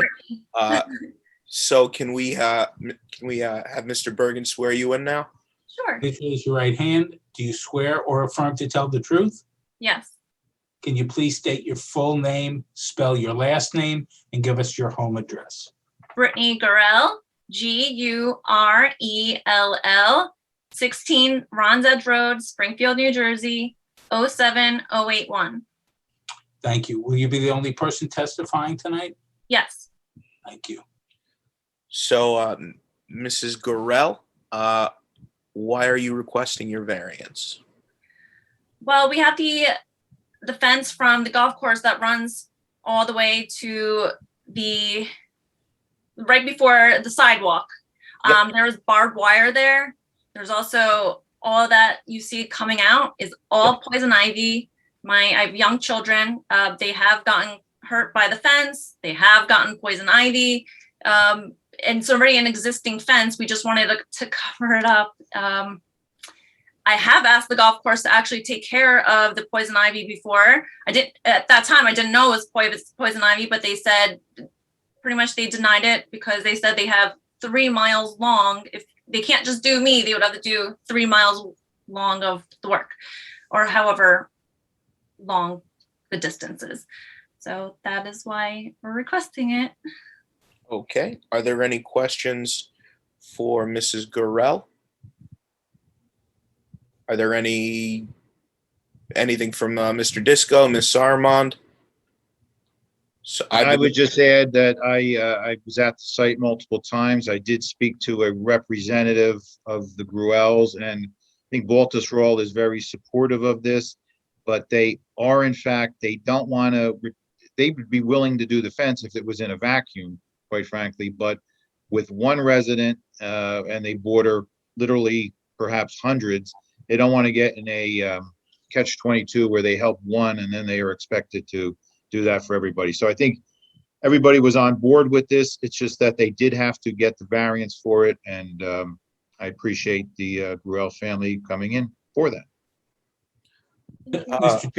Can you just explain what the fence is going to look like, what material it's going to be? It's vinyl. It's a standard, I believe it's 6 foot. It's going to just, so the length of the golf course fence would be what we would cover up. Okay, thank you. It's actually located right at the bend of Ron's Edge, so it's not a continuation of the straight portion of the street. It's actually not a corner lot, but it's the opposite of a corner lot. They are on the far curve of the radius of Ron's Edge, and so it doesn't have the normal connotation of a front yard fence. I guess I'll offer it that way.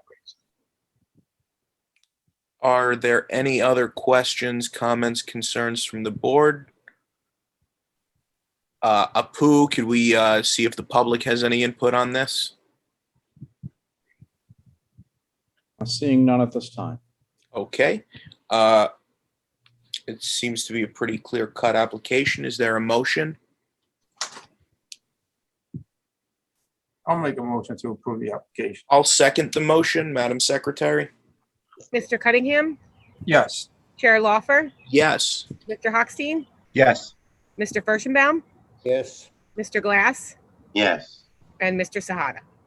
Yes. Motion passes. Thank you very much, Mrs. Gurel. Thank you. Have a good night. It's nice Okay. speaking and meeting you. Meeting you as Thank you. well. Thank you. Bye. And now we are going to do the carryover motion, which is 2021-10 Outfront Media, a use variance for a billboard at 11 Edison Place.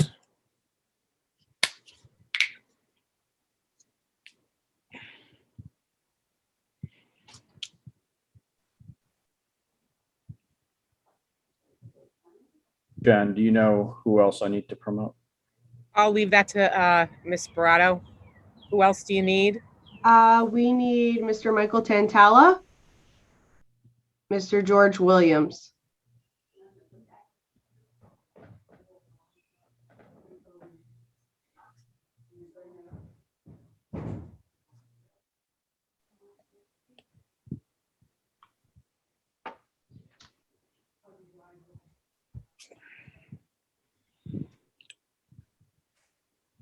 Okay, Okay. we should be good. Yep. So this is a holdover. This is a picking up where we left off. So Miss Barato, do you want to start? Yes, thank you. Good evening, Jennifer Berardo of the firm Price Meets Schulman and Arminio on behalf of the applicant Outfront Media.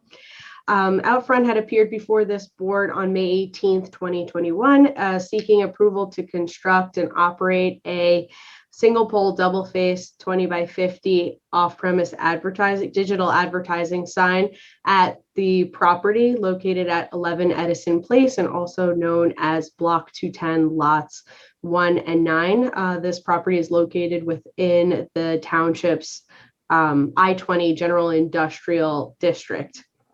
Now, at the prior hearing, you had heard testimony from Mr. John Antal, who's the general manager of Outfront for the New Jersey department, who had provided some background on the company as well as the digital billboard operations and the benefits that off-premise advertising offers. We've also heard from Mr. Tantala, who had provided engineering and traffic testimony as to the existing site conditions, the proposed site conditions, visibility of the sign, and motorist experience. And finally, we also heard testimony from Mr. George Williams, who had provided the necessary planning proofs to warrant the requested relief. At the end of the hearing, the board had some questions and comments. And so what we did was we took those comments, we went back to the site, we conducted an additional crane test on May 27th. We performed some additional analyses and review of the location to confirm the suitability of the location, the height, the dimension, and distance from the residential zones. And I think as the testimony will show this evening and confirm that the site remains particularly suitable for this proposed use. So unless the board has any questions of me at this moment, I'd like to call Mr. Antal back. I think Mr. Antal, let's swear him in, Mr. Bergen, or does he not need to be sworn in again? I would suggest we do swear him in again. Mr. Antal, raise your right hand. Do you swear or affirm to tell the truth? I do. And give us your full name, spell your last name, and your address only if it's changed since last hearing. The address has not changed. My name is John Antal, last name spelled Antal. Thank you. And Mr. Bergen, just as one housekeeping matter, I noticed that there are some additional board members here, and I just want to confirm that everybody has read and reviewed the transcript from the prior hearing if they were not present. Ms. Law, do you know,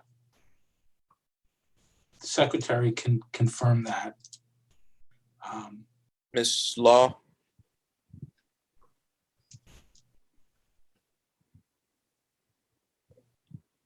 I'll wait for Ms. Law to answer, but I thought earlier she had indicated to me that all the board members were present, and maybe they could just acknowledge that.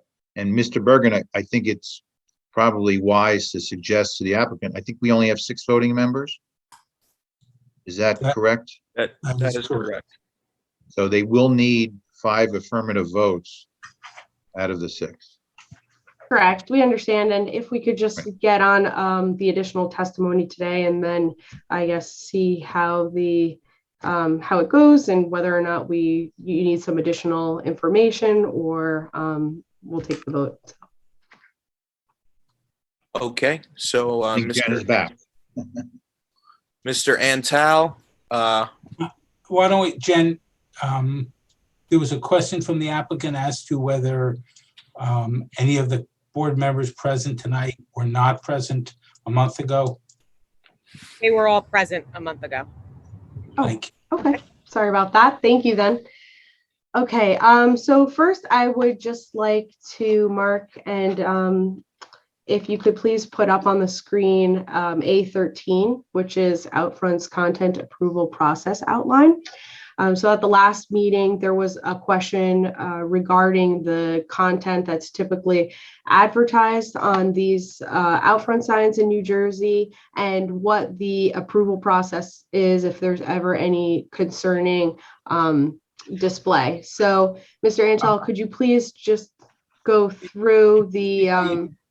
Just before you begin, just to make the record clear, your A13 was not part of the record previously, nor were A14, 15, 16, or 17 that will all be presented tonight, correct? That is correct, yes. Very good. So each one will be marked for identification as part of the applicant's submission. And once again, I would ask, if you haven't already, that after the meeting, one hard copy of each be submitted to the secretary. Will do, thank you. Thank you. Sorry to interrupt. Not at all. So, Mr. Antal, if you could just take us through this outline and discuss the general standards that Outfront New Jersey utilizes to review the content that comes in. Absolutely. So as a general standard, Outfront Media New Jersey does not display advertisements that include information known to be false, misleading, or deceptive. We don't display advertisements that promote illegal goods, services, or activities, or that have content or images that violate any governmental law, rule, regulation, or policy. We don't allow ads that contain obscene material or portray graphic violence, and that also includes no advertisements that contain weapons that are pointed at the viewer in a menacing manner. We also don't allow ads that propose the use of or promote tobacco or tobacco-related products. And we do not display advertisements that contain material that demeans or disparages any private individual, group of individuals, entity, or cause. Thank you.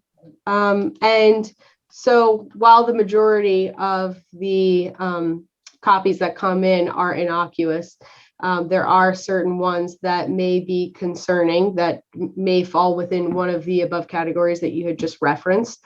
And so can you just please go through generally what is the approval process for content? Sure. So in situations where the proposed advertisements may include regulated products or services, or could be considered concerning, the market general manager, who is myself here in New Jersey, reviews the advertisement to determine if it's acceptable to display within the market, either generally or in a specific location. In addition, such advertisements are also reviewed by the Outfront Media corporate review team, which includes our internal legal counsel. to determine if it's acceptable per our company standards. If the advertisement is acceptable to all corporate stakeholders, then the process results in an approval of the advertisement. However, if one or more of the stakeholders has an objection to the advertisement, the ad is rejected or subject to requests for alteration. Okay, thank you, Mr. Antal. So I'm not sure if the board has any additional questions based on this, the proposed content or the approval process, the internal approval process that Outfront follows, but Mr. Antal is available. I have one question. Would Mr. Antal please define the word stakeholder? Yes, stakeholder for our company would be somebody, as I mentioned, the legal department has people who go through the review process, people in our marketing department, people in the government affairs departments as well. So it's stakeholders across multiple disciplines within our corporate governance. So stakeholders are internal employees and or agents of Outfront Media. Yes. Thank you. Are there any other questions? Thank you, Mr. Fursickbaum. Can I ask a question regarding this? Have you ever had a situation where a town or people complained about what you were advertising and how you reacted to it? We have not had complaints specifically from towns that I can recall. However, we have had, the one that sticks out to me was a haunted house advertisement that we had, where it was like a zombie kind of, pictured in, like, I think it was Bane Haunted House or something of that nature. And we did receive a phone call from a concerned citizen. And after reviewing it, we agreed to actually remove the ad, but I do not recall an instance where the town actually objected to the ad and had us remove it. Thank you.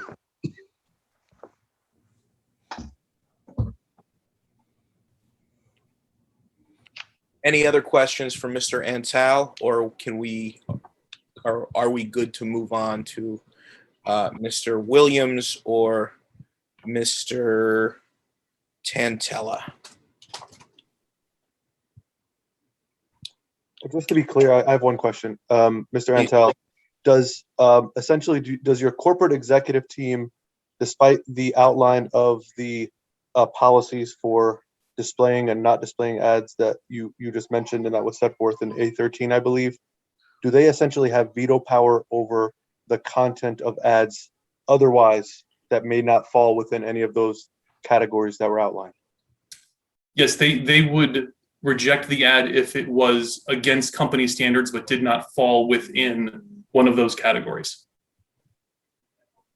I just want to follow up on that. I guess that's an arbitrary process because you just outline the company standards. So, I mean, it seems like it's an arbitrary process.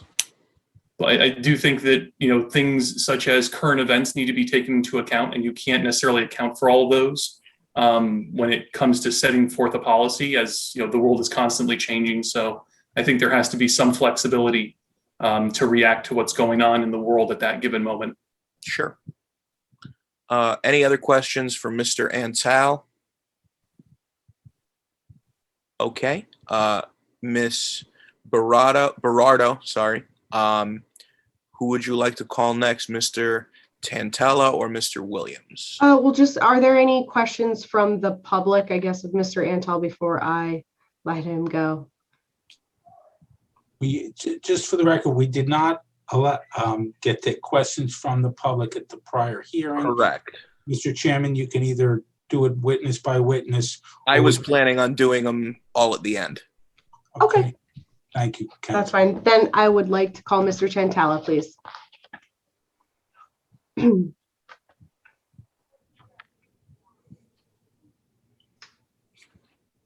Mr. Tantella, do you swear or affirm to tell the truth? Yes, I do. Could you please state your full name, spell your last name, and just advise if your address has changed? My name is Michael W. Tantella, Tantala. My address has not changed since my prior testimony. Very good. And you were previously accepted as an expert in engineering by this board at the May 18th hearing. Yes, sir. And just as a point of clarification, he was also accepted as a traffic expert. Thank you, counsel. Okay, so Mr. Chantella, you were at actually both crane tests, right? The one that was conducted in January and then the one that was most recently conducted in May. Is that correct? Yes. Okay, and from this crane test, you were able to produce some additional exhibits to assist the board in its understanding of the billboard application. Yes, that's correct. Okay, so with that, I would like to please put up A14. And Mr. Chantella, if you could please just review this exhibit and just detail for us what these two photographs indicate. This exhibit shows signs from, or views from the top of the sign. Just to remind the board, the sign consists of two faces. The faces are set in a V configuration. So these photos were taken via drone at an elevation of 50 feet above grade line. Because the faces are set in a V, we're showing the view from the sign that you would see in each direction. So this is, the top shows a view at 50 feet from the east face, which advertises as a cross read to westbound traffic. So the I-78 consists of 11 lanes here, and that's what you see. And the top view is advertising to westbound traffic, the furthest express and local lanes, all the way at the back of the photo, closest to the cell tower that you see there. The lower view shows a view from the west face, which is traditionally called a right-hand read, and that face advertises to eastbound traffic. And this really gives a view of the driver's view of the sign and from the sign of what you can see along the road and where the viewer reaction zones fall into play for this sign. Thank you. And just to reiterate, these were taken from the crane at a height of 50 feet. Is that correct? A crane was set in place. The crane had a height simulation with a mounted target. These were actually taken by a drone at that same height at the top of the face, what would be the top of the face. Okay, thank you.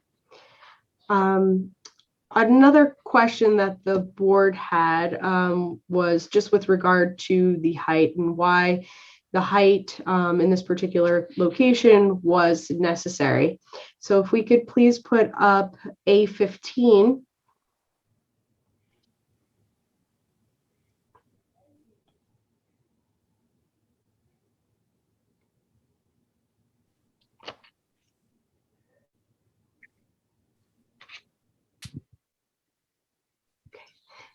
Thank you. So Mr. Chantella, could you please go through this photograph and describe it, describe what it shows? Yes, so this is, in addition to the work we did at the crane test, you can actually, this is a visual simulation, but this is a view for westbound traffic in the inner express lanes. You can see the proposed sign rendered on the left. So this is what I was talking about as a cross read. The westbound traffic actually looks over the eastbound direction, and you could see the sign on the left-hand side there rendered in, and it's actually semi-transparent. So the sign shown behind it, you can see the actual crane and the monumented target that the crane is holding. The rendered version is at a height of 50 feet. And just below that, for reference, I've shown a red square that has a top at 40 feet. And as part of the driver experience, this really demonstrates why a cross read is important and why this height of 50 feet is appropriate given this cross read. They're wide lanes. The speed limit here is 65 miles per hour. That's roughly 95 feet per second. This location is taken in advance, 450 feet in advance of the sign in those lanes. So it's about 5 or so seconds in advance of passing the sign as drivers are headed east. And the other thing that this demonstrates, and it actually shows why the height at 50 feet is appropriate, is because drivers in these lanes have to look across the road, and the sign has to clear any visual obstructions. So here, that 50-foot placement positions this rendered sign, this 1,000 square feet, just above, you can see the building, just above directional signs that are part of the eastbound lanes. And it puts it just above appurtenances on the buildings as well. So to lower that sign would really introduce some visual obstructions, either from directional signs or from the building itself. Furthermore, what really is a critical visual obstruction, or can become a critical visual obstruction, are actually tractor trailers. So here shown in blue is a tractor trailer without its hull, but traditionally they're about 13.5 feet high, but they're much closer to these lanes of travel, so they appear much bigger. And the line of sight, the angle at which we have to look over and look up to be able to view that full sign, the bottom of the sign would just clear these traffic tractor trailers that are coming and heading in the opposite direction. So this is a good visual measurement because it shows some of the obstructions that can be included if the sign's too low, namely cross traffic, the building itself, directional signage, things on top of the building. And all of this is confirmed by this visual test, but it's also confirmed by engineering calculations. So when a driver drives along the road, there's a certain cone of vision of things that fall to within their central vision so that they don't have to look too far off the road and too high up the road. And that sort of dictates how a sign is positioned appropriately, that it affords drivers enough time to read it and react to it and be on their happy way. So this exhibit summarizes quite a bit for me from a traffic standpoint, namely the appropriateness of that 50-foot height. I would also note that the sign, the 50-foot height, the sign is from grade, that measurement. So that's to the top of the sign. The grade is about a foot or so lower than I-78 grade. So it's already a foot lower there. And as you move further back, the grade of I-78 is actually lower and lower. So here it's about 2 feet below the grade at the property relative to the grade at this lane 450 feet back. Thank you. So for all the reasons you just described, you feel that 50 feet is appropriate, is an appropriate height for the proposed use? Yes. Thank you. And finally, there was a question from the board regarding the illumination of the sign and its potential impact on any of the residential uses or zones. So if we could please put up A16, which is a revised lighting parabola that Mr. Tantella will go through and just explain what exactly it shows and what the impact is on the residential. So this sign shows the location. This exhibit shows the location of the sign at the center. It's in a V configuration. You can see the east and west faces shown there. That V configuration has a 20-foot spread to it. And this demonstrates the illumination footprint limits of the technology that's put in place there. I previously testified that this is a heavily controlled technology, that there's a photocell that adjusts the illumination. There are louvers physically in the construction of the sign that make it directional light. And the illumination footprint is strictly controlled so that the amount of additional light, what we call light above ambient light, contributed to the area by the sign will not exceed 0.3 of a foot candle above ambient light measured at 350 feet from those faces. So this is very much the same exhibit I presented previously. It shows that light footprint limit at a distance. But what I've added here is really to show how it's even further diminished because of the dense vegetation and trees that are to the east, directly to the east of the property. Many of those trees are higher than the sign. And then there are trees along Edison Place that also diminish that illumination or light from that face. So when we look at these things in concert, I'd like to point out that this is really a worst case scenario in terms of what's calculated. So this limit of 0.3 of a foot candle above ambient light is if it were displaying a completely white display with no contrast and no content.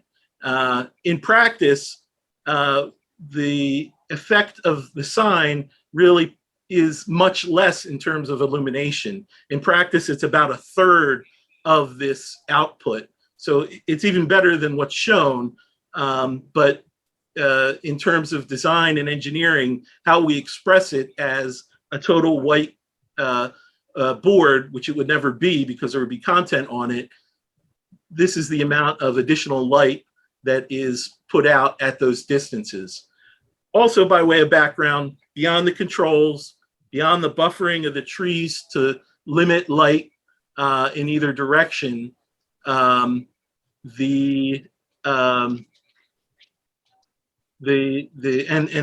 louvering technology that really directs light only to the road, this is a strictly controlled installation. So there's a photocell in place.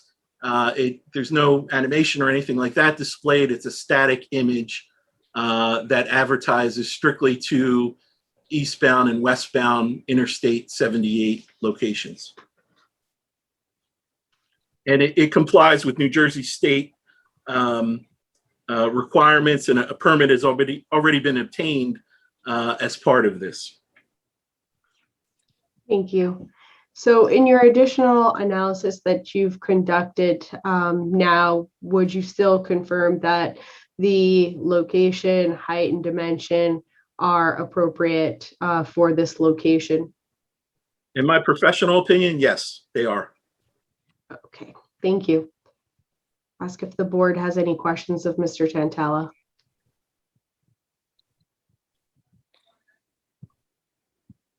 Seeing none, I guess, Mr. Williams, you're up.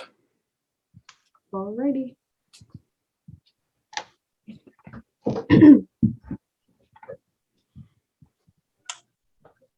Mr. Williams, please raise your right hand. Do you swear or affirm to tell the truth?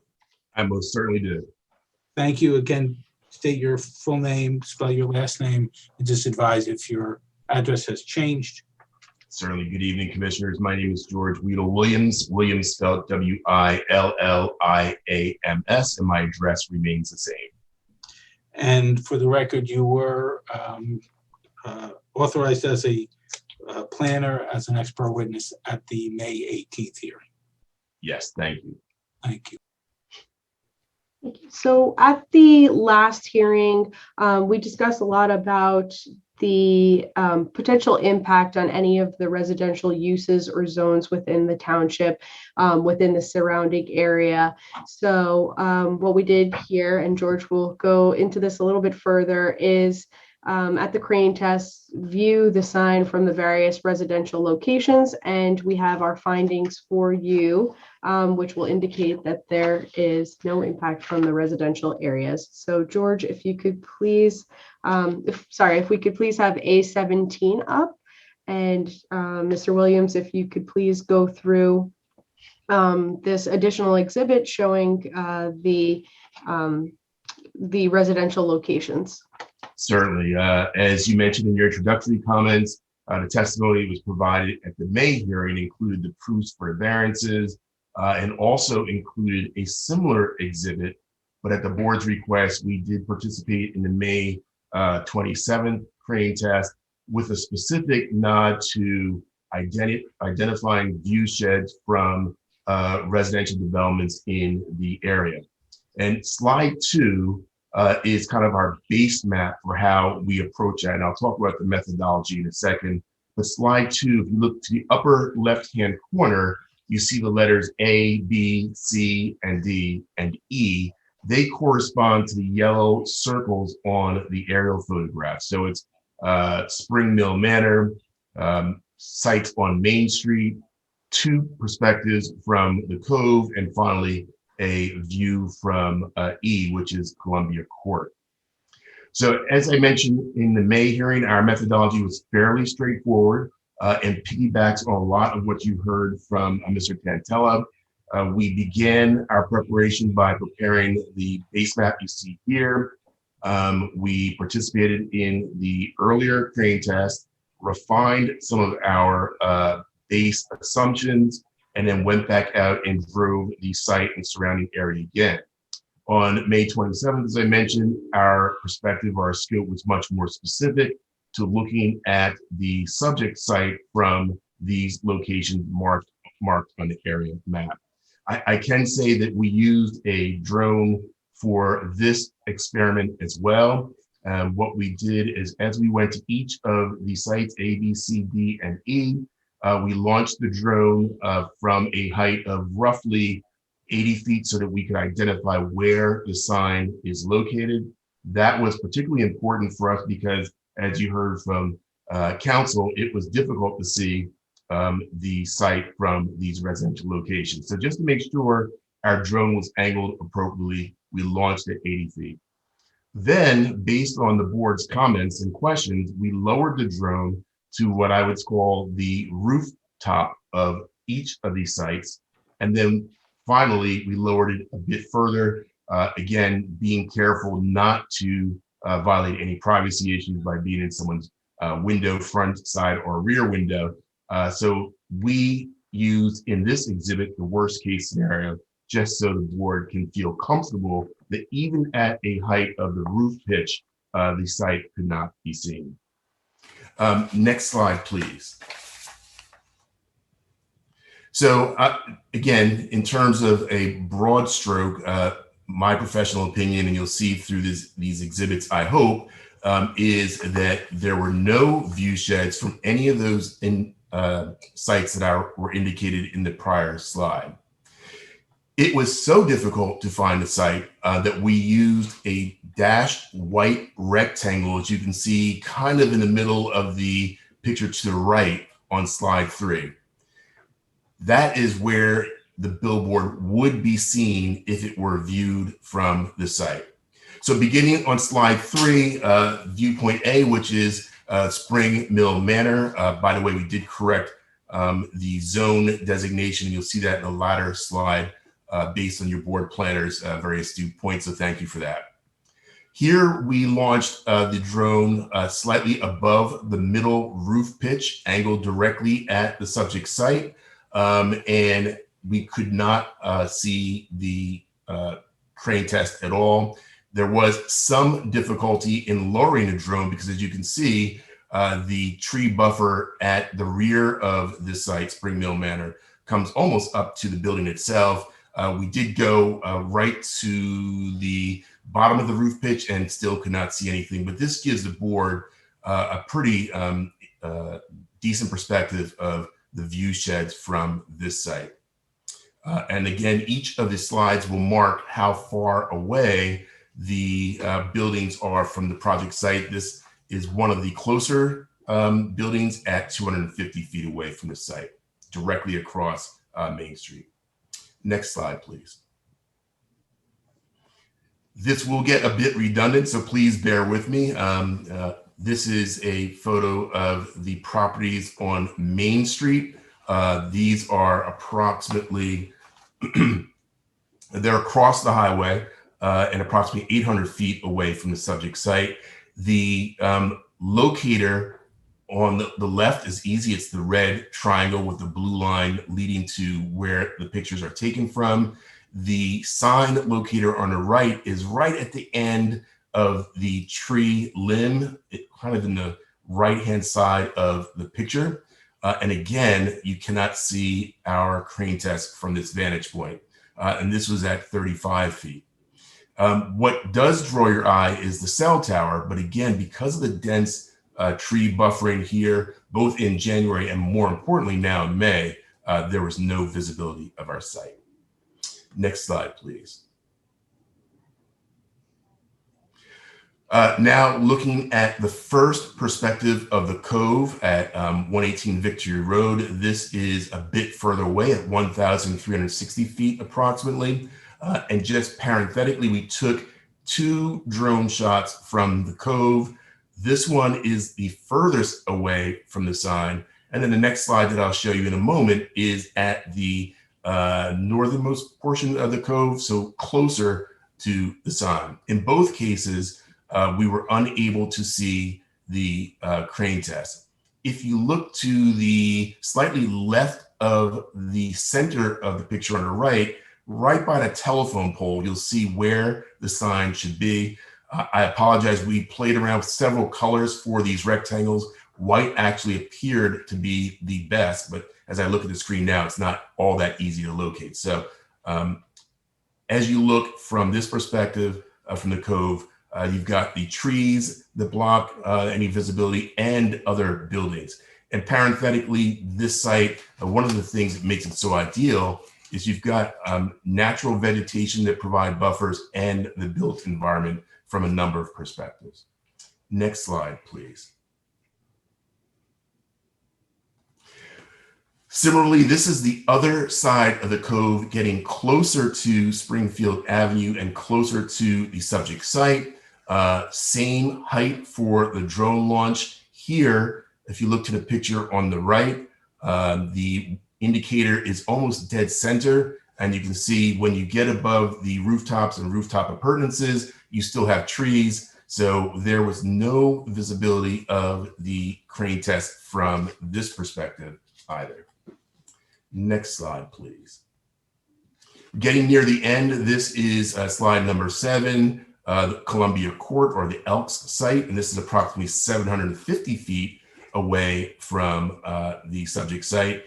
And again, looking at the subject site, the indicator is almost dead center in the picture on the right. Once you clear the trees, there are a number of buildings. And as you get closer to the site, again, the tree buffer is quite dense. From Columbia Court, what we notice is you have the building, a parking lot, a line of trees on site, and then you get the sidewalk or public trees as well. And that's immediately on the site or the public right of way for the site. And then, of course, you've got to look across Springfield Avenue, a number of buildings, and the tree buffer. Again, as I mentioned, be a little bit redundant, but no, you don't see the crane test from this vantage point either. And finally, I believe we have one more slide. So that, I hope, captures the view sheds from all of the properties that we identified as being residential. The next comment or question that was raised by the board was relevant to the siting of our sign at this location. My testimony at the last public hearing was that the site was ideal for a couple of reasons. primarily that it is proximate to a major highway, which effectuates the purpose of outdoor advertising, which is to broadcast a message for commerce purposes to high traffic areas. Secondly, it's in a industrial zone, which according to most planning literature and the roadside act suggests that these zones are most appropriate for outdoor advertising signs. So being in the I-20 zone district certainly contributes to the suitability of the site. Being proximate to the highway, again, promotes the suitability of the site. But as you look at the zone districts captured in this graphic, there are a couple of things that you notice right away. Again, going to the left, or what would be the west, you have the built environment in the form of the overpass for Main Street, which makes it a bit difficult to move much further to the west. And Mr. Tantella talked about the topography as well. But more importantly, as you move to the west, you have that residential district that was mentioned by your board planner at the last hearing. Going across the highway, well, for going east, you have more of the I industrial zone, excuse me.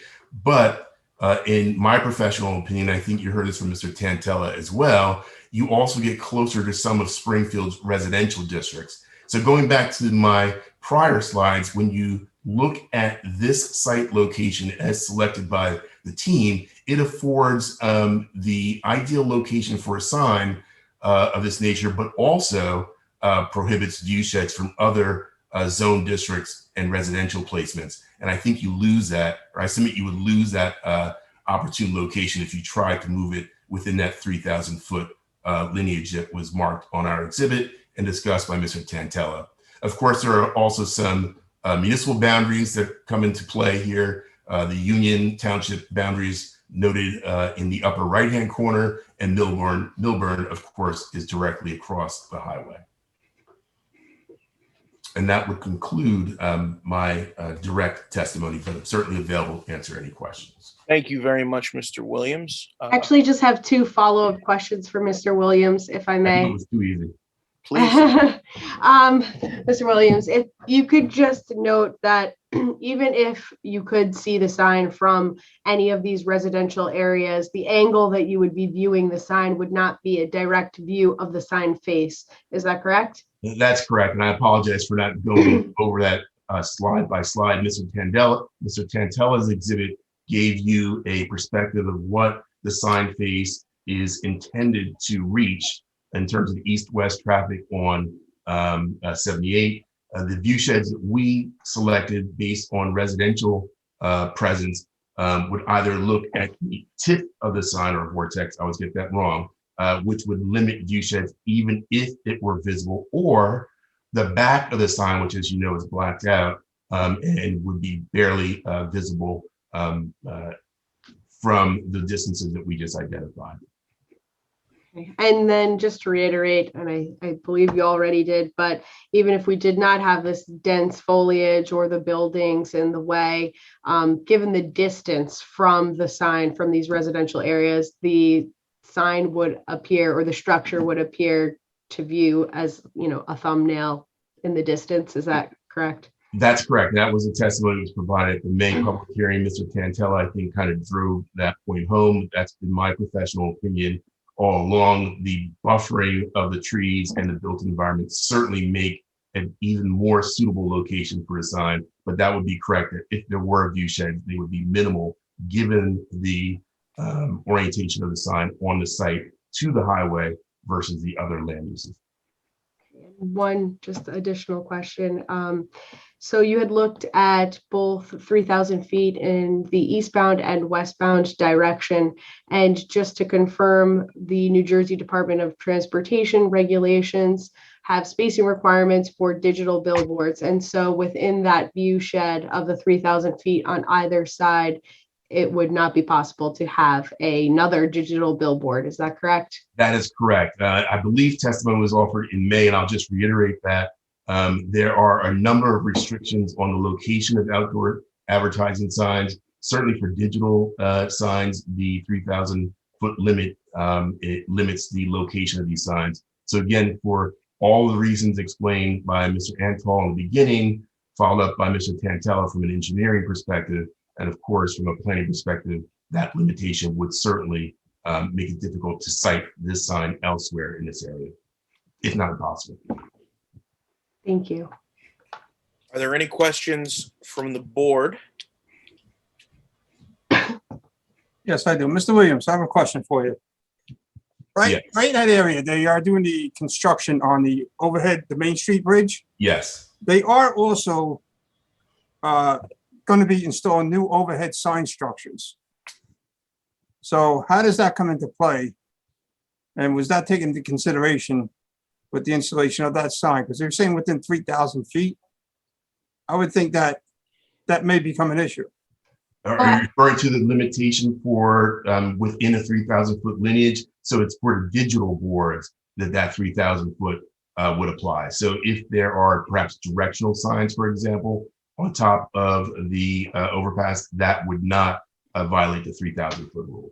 Okay, it looks like they're actually going to be building a sign structure because I was on the westbound side. I do see footings for what looks like a sign structure going being put in place.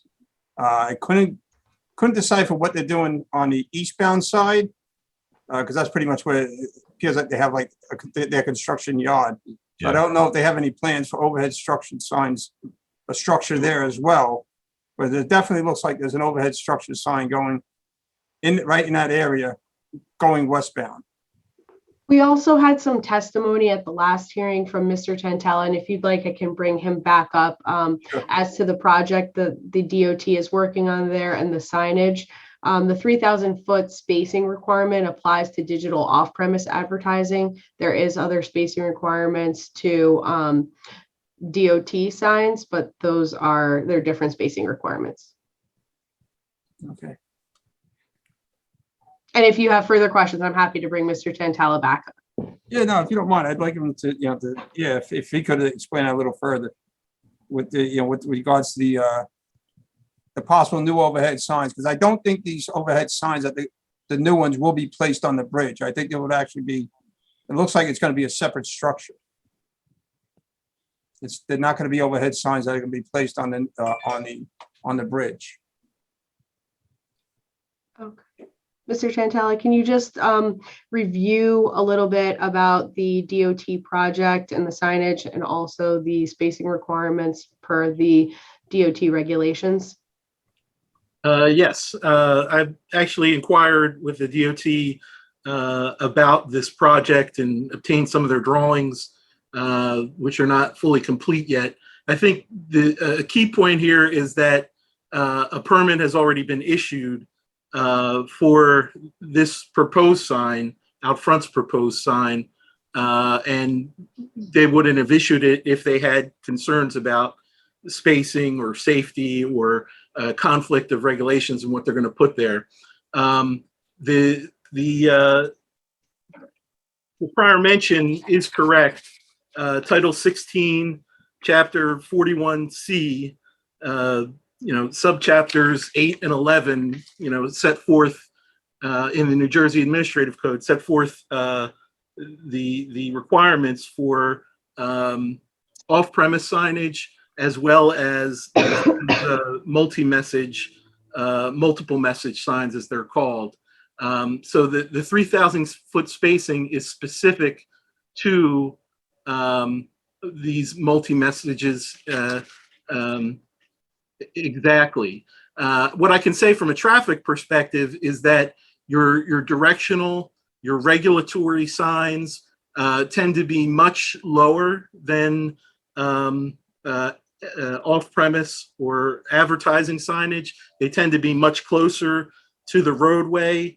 And that's part and parcel of why there are certain controls for spacing, but also certain requirements to be a little bit higher. That echoes back to my earlier exhibit with the cross read, where you can sort of see that the sign is just high enough to be above directional signs, let alone buildings and trucks on the road.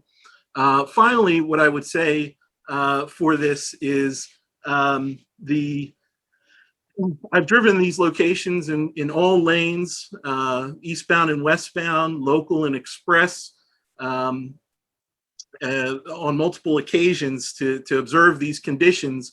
And I've shown in plan and calculated in plan what the travel times and distances, what the offsets or the viewer reaction cone or cone of vision is. And this direction, as you go under Main Street, just before you go under Main Street, is really where you start to get that right-hand read of that sign. So in advance of that, any kind of signage that's going to be put further west of that is certainly not going to be a conflict or interact with this off-premise sign or vice versa. Again, they're sort of in distinct worlds because the directional signs, have more latitude to be closer, lower, above the right of way, all those kinds of things. So the line of sight in either direction and the amount of time afforded a driver if they choose to read it are wholly appropriate. Is that one of the reasons why you're looking for the 50-foot? Because this way it will be above those anticipated roadway signs, so that you get the optimal visual? That is correct, sir. My exhibit A15 also demonstrated that. When we analyze these things, we don't just look at the top of the sign. We don't just look at the middle of the sign. We also have to look at the bottom of the sign as well. So, a 50-foot overall height, less the 20-foot, less a apron below that, factored into the changes in topography, higher elevations in different directions, and where the drivers read them from at appropriate distances, and how far over they have to look, how far up they have to look, and then the tractor trailers with their 13.5-foot heights. All these things in concert help us define what is appropriate, and this 50-foot is appropriate for both eastbound and westbound direction, particularly right-hand read and cross read, as demonstrated through the exhibits, through my analysis and visits, and through my own calculations. Okay. Do any of the board members have an objection if we go to the public? I mean, we've had I just want to say something, not an objection, but I just want to point out that one of my major concerns was how the sign would potentially adversely affect the neighbors. And I think Mr. Williams' display really helped me and alleviate those concerns. And Yeah, you did a very good job. I thank you for doing that. I just want to ask something, Mr. Tantella, quickly, being that Ms. Barato mentioned he's a traffic expert. So digital signs, and clearly you've spent a lot of time thinking about maximizing, getting people's attention. So 11 lanes, 65 mile an hour. Obviously, digital signs are looked at more than static signs, and maybe this was brought up in another meeting. I apologize. Any expectation about increased accidents because of that, coupled with our first responders who are already busy at times, certainly with 78 issues? Is there any incremental concern regarding the fact that we're going to have something that's going to increase distraction for busy drivers driving at fast speeds? In my professional opinion, that's not a concern. These signs are strictly controlled installations. They're static displays. A good sign is one that is large enough and close enough that a driver has enough time to read it if they choose to read it. And this is appropriate in size and overall height for this multi-lane configuration. And that's demonstrated through the exhibits, but also demonstrated through the New Jersey DOT issuing a permit approving this location for a multi-message sign. And if you look in some of the National Federal Highway Administration research and others, I'm proud to say I've been a part of that research where I've actually studied the incidence of traffic accidents and how long drivers glance at these signs, and published papers across a number of bodies. What you find is that these properly controlled signs, as permitted, are safety neutral features on the road and will not increase the incidence of accidents. Thank you. Okay. Is there an objection if we go to the public, see if the public has any input they'd like to put in after what I would call a pretty exhaustive two rounds of testimony? So Apu, if you don't mind. Mr. Chairman, just the public was not allowed to ask questions yet, so that would be the first step to see if there are any questions. Correct. And then once that is done, if the public wants to testify, we'll swear them in. Absolutely. Thank you for the clarification. If there are any questions from the public. I'm not seeing anyone with their hand raised or anything in the Q&A. Okay. Now, if there's any testimony from the public. Apu, if you don't mind checking again. Seeing none. Okay. Members of the board, Mr. Disco, Ms. Sarmad, I'm sorry, I've been pronouncing your name incorrectly the entire meeting.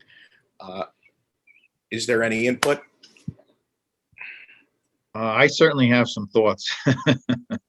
I think Mr. Williams and Mr. Tantala are excellent experts for the applicant, no doubt. There's a couple of things though.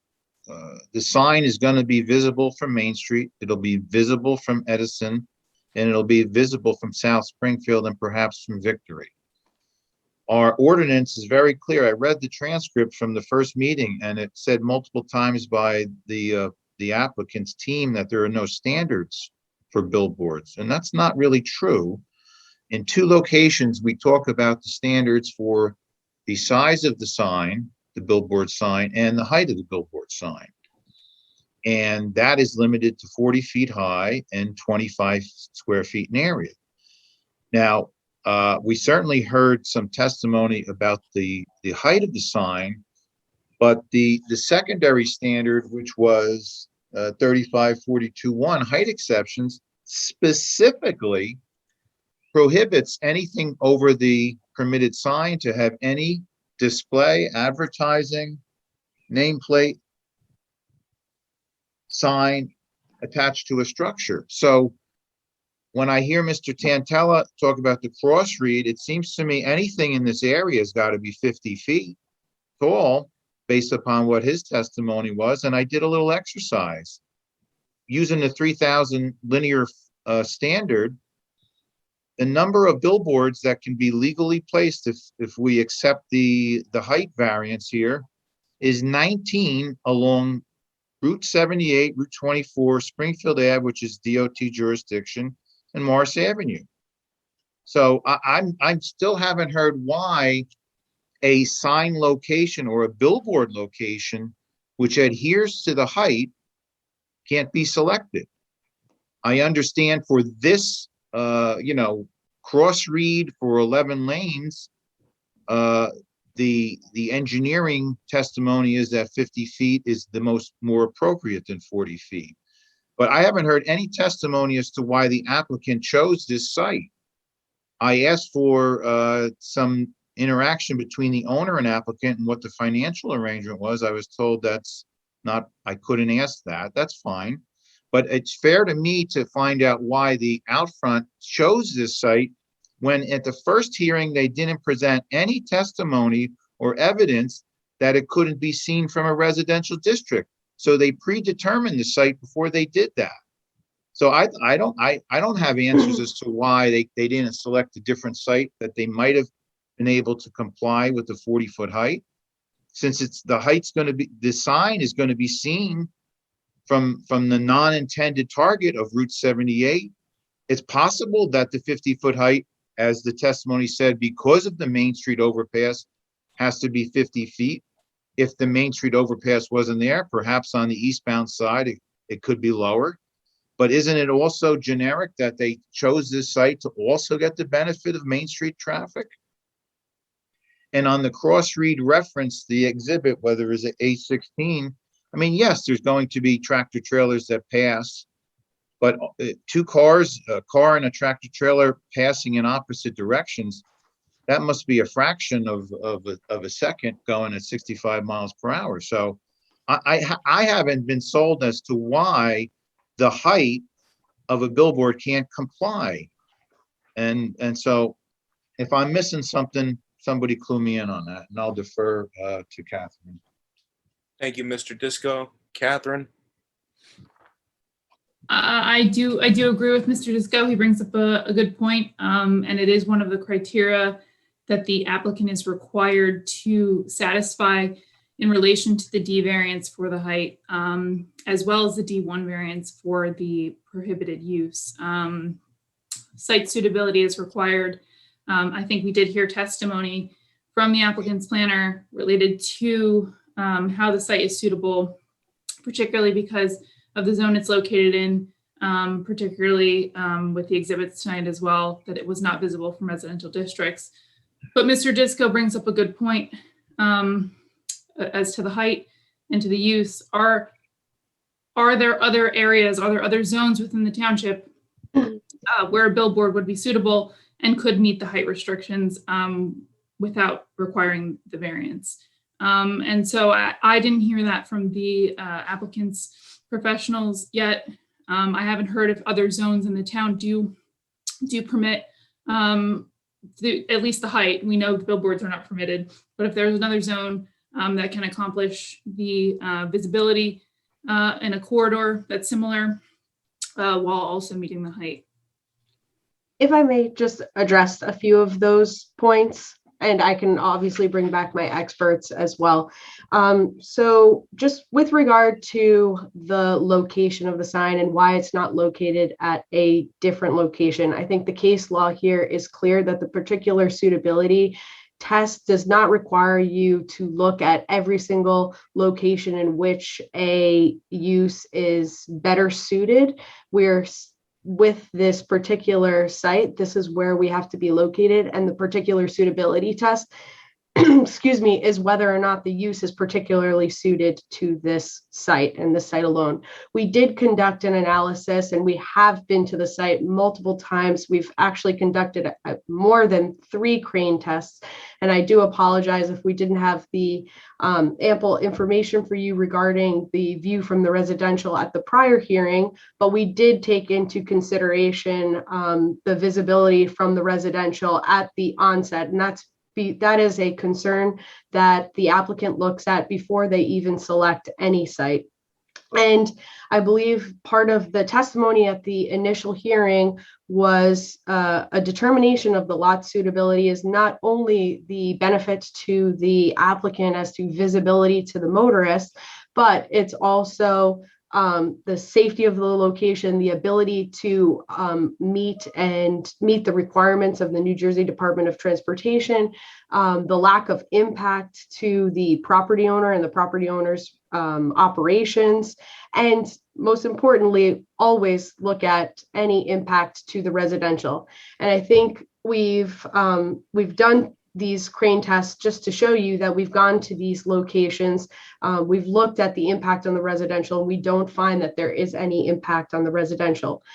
Specifically with regard to visibility from Main Street, that would not be permitted by the New Jersey Department of Transportation. And this sign, if it were to be visible to that location, it would be subject to different regulations which are not applicable here. And there's a specific definition within the regulations relating to visibility, and that doesn't necessarily mean that you could see the structure if it's, you have to completely turn your head and you could see the structure. You have to be able to read and comprehend the content on the billboard. And so for that reason, it is certainly not visible to the Main Street overpass. I do not have off the top of my head, Mr. Disco, I know you said you did a calculation with regard to the number of signs that can be located, but we've also similarly looked at this, and based on the regulations, based on not only the spacing requirements between digital locations, but also ramp spacing, interchange spacing, all of the other spacing requirements per the New Jersey Department of Transportation regulations, we do not believe that those signs could be located within the 3,000-foot range. And just finally, I believe that Mr. Williams did go through with a zone analysis as looking 3,000 feet in each direction and why this site is particularly suitable. And that's because if we move farther to the east or the west, you do come into more of a visibility with the residential zones and without any of the natural vegetative barriers that we have, and without some of the buildings, without the elevations, the contours. Everything that we've looked at in this application is to ensure that it is appropriate for this particular site. And I'm certainly happy to bring back Mr. Williams and Mr. Tantella to confirm that information. Just to reiterate that, you know, each case rests on its own proofs. And I know you referenced that section 35 relating to the height of signage, but the township here has only sign requirements, as I see it, for freestanding signs, which are really not applicable to an off-premise advertising sign. And so for that reason, we are seeking relief here. We are seeking use variance relief to operate the sign at this location. And like I said, I'm happy to bring back either of our experts if you require additional testimony or you want to ask them further clarification questions. Thank you, Ms. Berardo. We very much appreciate it. Kathy, did you want to add anything, or you're good? No, I just wanted to clarify that Ms. Barrett is correct, that you don't have to look at other sites and say, you know, there's a better site out there. What I mean to say was that we didn't hear if there was any other locations in the township that could be suited, but yes, the site suitability is particular to the site if the use is well suited for the site. What we didn't hear was the kind of convergence of could the, and Mr. Disco I think was absent, says that there was absent testimony on this as well, was could the use still be satisfied? Could the purposes of the outdoor advertising sign be accomplished with a 40-foot billboard? I know we heard that it's, you know, not ideal. We saw an exhibit showing it, but are there different heights that can be proposed? We didn't hear. It could still be without a D variance if it was 43 feet, 43 and a half feet, and we just saw, I think, 50 feet or 40 feet, and heard why it can't be anything, can't be any of those. And so I think we're just looking for reason for a little bit more substantial conversation and discussion about that height and if it's necessary. May I also ask, I would, if you could, if you have any other additional questions, but if after the questions I could just have a small recess just to make sure that I address everything. Would 5 minutes work? Yes, of course. Just if you want to, are there any other additional questions that I may address in advance? I think we're good, and I think take 5 minutes, and then I think we'll get ready to vote. Okay. Thank you very much. Yep. So we're going to stand in a 5-minute recess. See you all at 8:37. I would just remind the board members that I presume the recording and of the meeting will go on. So if you want to stop your video and mute your microphone and then come back in 5 minutes, that's probably the best way to do it. Thanks, Bruce.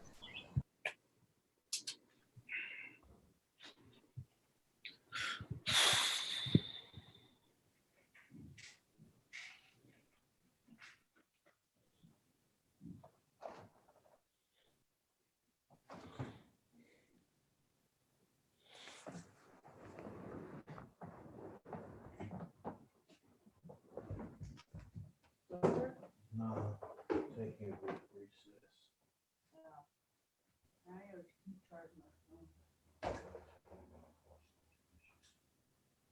Oh, they're soaking. Yeah, but how long have they been soaking? I don't know.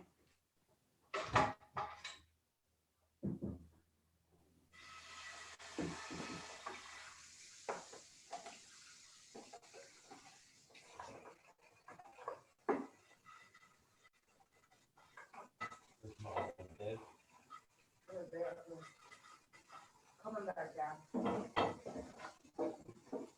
Damn it.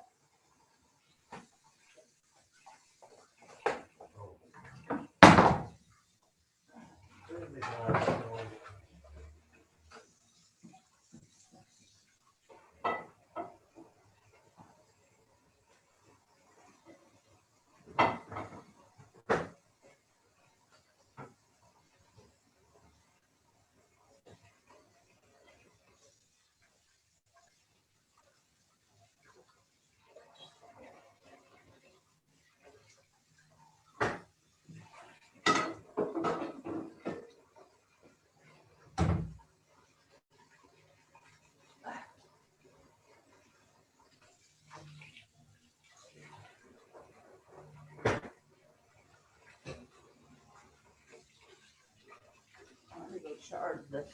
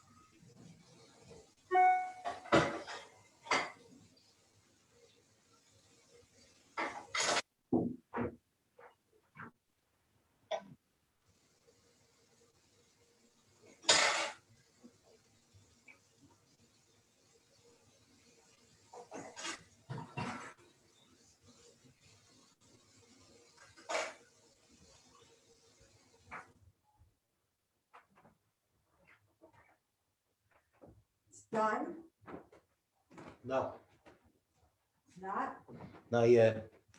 You want to check these dishes? I think I got them, but, I gotta take my last pill. okay. If it's not done, why are you off? We're on a brief recess. Oh, it's ridiculous. Steve, your microphone is on. We can hear you. Okay, my dishes are done. Sorry.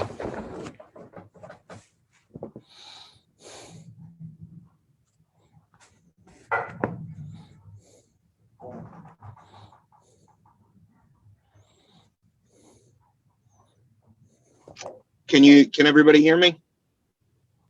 Yes. Yes. Sorry, my laptop died, so I had to switch to my phone.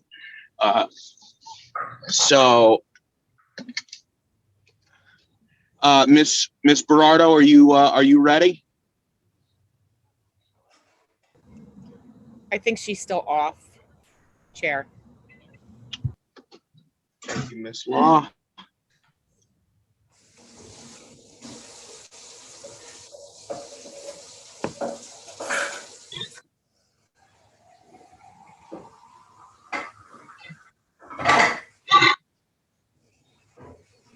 Sounds like somebody's cooking. No, that's my It's kitchen in Steve's the wife. background.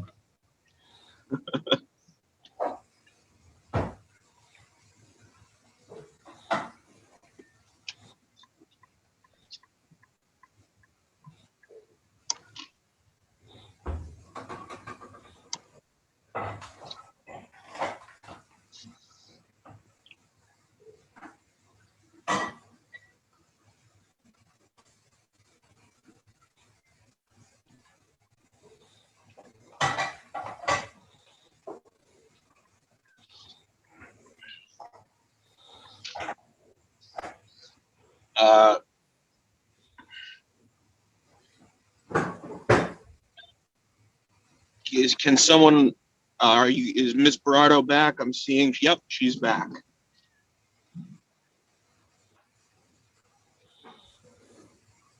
So Ms. Barado, the floor is yours for your answers.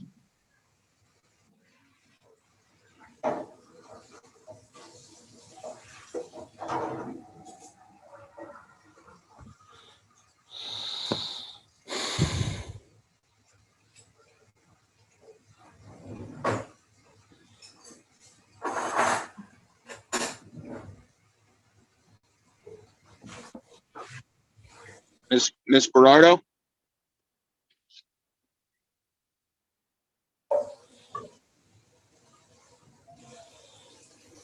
Hello? Oh, I'm so sorry about that. So sorry. Are you ready for your I guess closing remarks? I hope, yes. Yes, and I just wanted to bring back Mr. Tantella for one moment, if we could. We absolutely could. Mr. Tantella, take it away.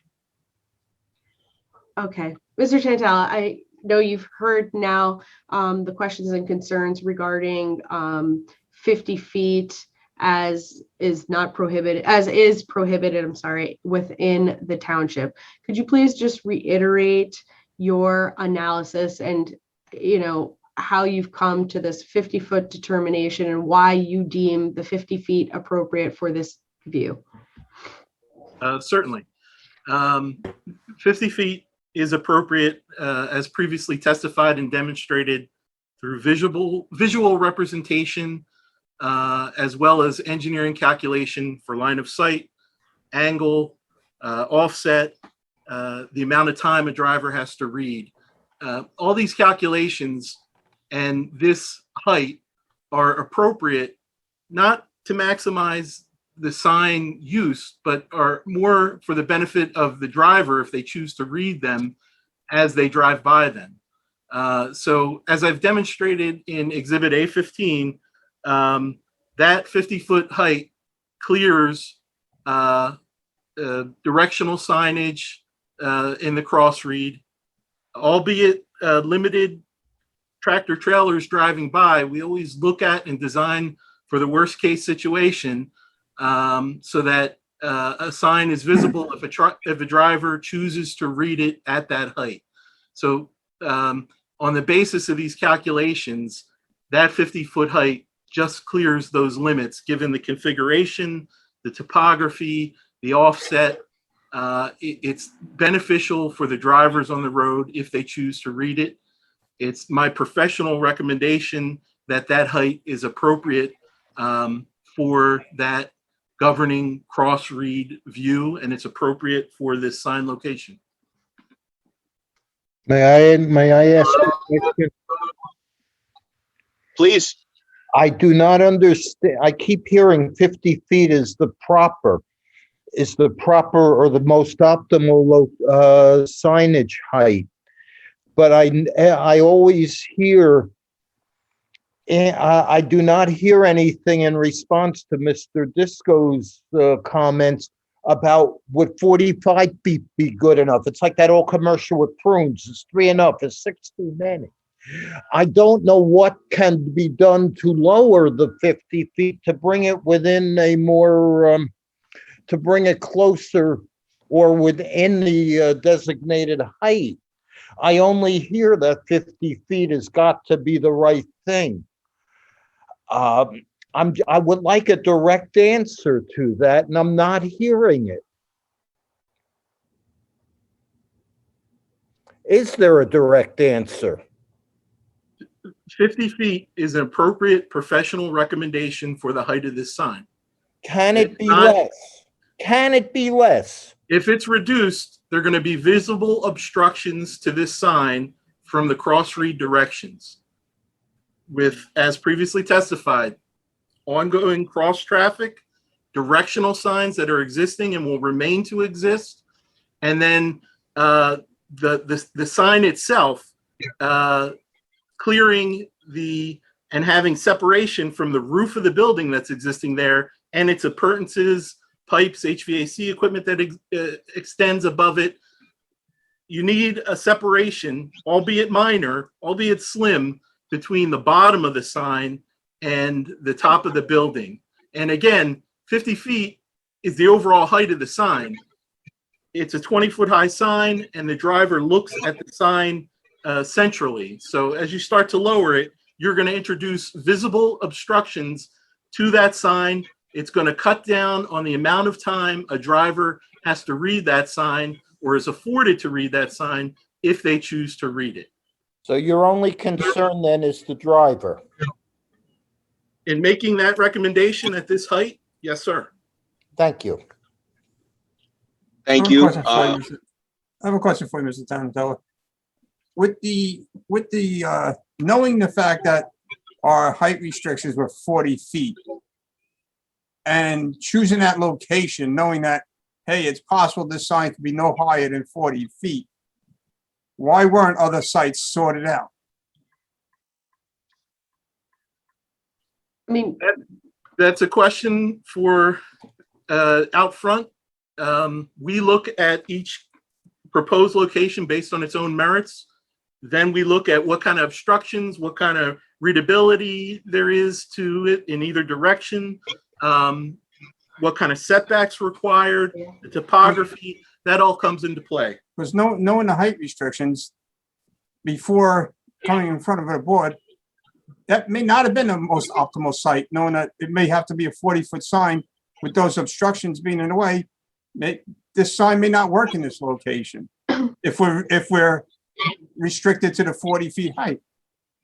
we did look at other additional sites along Route 78, and we did make the determination based on the testimony that you've heard, based on the crane tests and the analyses that we performed, that this site was suitable. And if I just may, Mr. Tarantella, the height of the buildings in the area, are they all typically around the same height?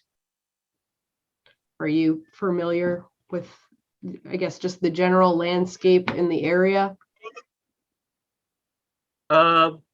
So to our east, the building that's on the lot, that's approximately 15-foot high building. As you go a little bit further to the east, generally 15 feet high, but some of them have pents that go up a little higher, 36 feet. Some of the commercial buildings go as high as the 40-foot limit. Certainly, there are a number of very high trees, as I've testified in the area, but that would be my comment on relative height of those structures relative to their own grades. And then the topography changes a bit as you go around. So could it be possible, based on topography, elevation, and other buildings in the area, that even if it was at a different location, a 50-foot would still remain an appropriate height, and it's not necessarily just because of this location? That is a true statement. What really drives things is the cross read. It's 11-lane road. Speed plays into the effect, and the true setback of the sign. So that 50 feet would very much be applicable in other areas. Thank you very much, Mr. Tarantella. Thank you very much, Ms. Berardo. Are there any final thoughts before we call for a vote? I mean, I think we've covered pretty much I would just like everything. to sum up. Yeah, If there are no further questions. If you have a final sum up, go for it. No additional questions? No, okay. Okay. I think you've tired us out. I'm so sorry. This is probably going to tire you a little bit more, but I will try and be brief-ish. So I just wanted to thank the board and the professionals for your time, your thoughtful comments, and your consideration of this application this evening and at the prior hearing. As you've heard the testimony last month and this evening, Outfront proposes to construct a 20 by 50 outdoor advertising sign at a height of 50 feet at the property. This location was selected after multiple testing, review, and analyses were conducted, which confirmed the lot suitability, conformance with the character of the surrounding areas and zones, conformance with the New Jersey Department of Transportation regulations, lack of interference with the current site layout and operations of the property owner, and also consideration of the lack of impact to any of the residential uses or zones. And I just wanted to remind the board that this site has already been reviewed and approved by the New Jersey Department of Transportation, presently holds a valid outdoor advertising permit for this location, which confirms that it's an appropriate location and that it meets the safety requirements of the regulations set forth in NJAC 16:41C. At the last hearing, you had some questions, and in an effort to address them, we had the crane test. We went back out to the site and we conducted some additional testing. And I think that we hope that we've shown you here today that this and confirms that this site is particularly suited to the proposed use, and that the height and setback are appropriate in order to effectuate the use, and the most importantly, that there will not be any substantial impacts on any of the residential uses. You heard testimony from Mr. Antal, the general manager of Outfront, as to the billboard operations, maintenance, and use. As a digital construct, this billboard will not flash, blink, or be animated, and will operate in conformance with the New Jersey Department of Transportation regulations.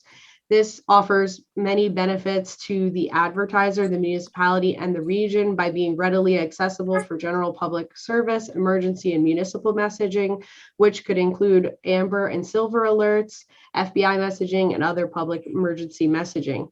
In addition, and as a benefit to the town, Outfront has offered to provide public messaging to the town, which would include one flip every other cycle, which would be a minimum of 90 minutes per day of messaging on each side of the sign, so both sign faces, for a 24-hour operation for the township's sole purposes.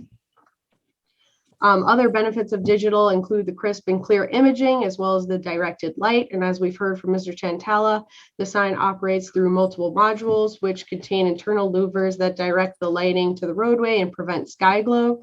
And as we've seen from the various parabolas, the light is directed to the roadway and is substantially buffered by the dense foliage to the east and the west, as well as the existing buildings in this area. And for this reason, there are no impacts to any of the residential uses or zones. Further, as our experts have testified to, this is a passive use. It does not contain any of the typical site plan concerns that you would normally see. The copy is changed remotely. There's no traffic. There's no stormwater issues. There's no noise. There's no sewer generation and the like. And the applicant, in this case, requires use variance relief because there are no specific standards for billboards here, just freestanding sign standards. And so in support of the D1 request, the applicant must demonstrate that the proposed use carries out the purpose of zoning, especially the promotion of the general welfare, and will not result in any detriment to the public good, and is not inconsistent with the intent and purpose of the master plan and the land development ordinance. Here, we've shown that the proposed use is particularly suited for this location and that it meets both the positive and negative criteria. Mr. Williams, as Mr. Williams had discussed, the particular suitability is one standard of the special reasons, and pursuant to case law in Price versus Himeji, the particular suitability standard does not require proof that the site is the only or best property for the use, but simply that the use is particularly suited for this location.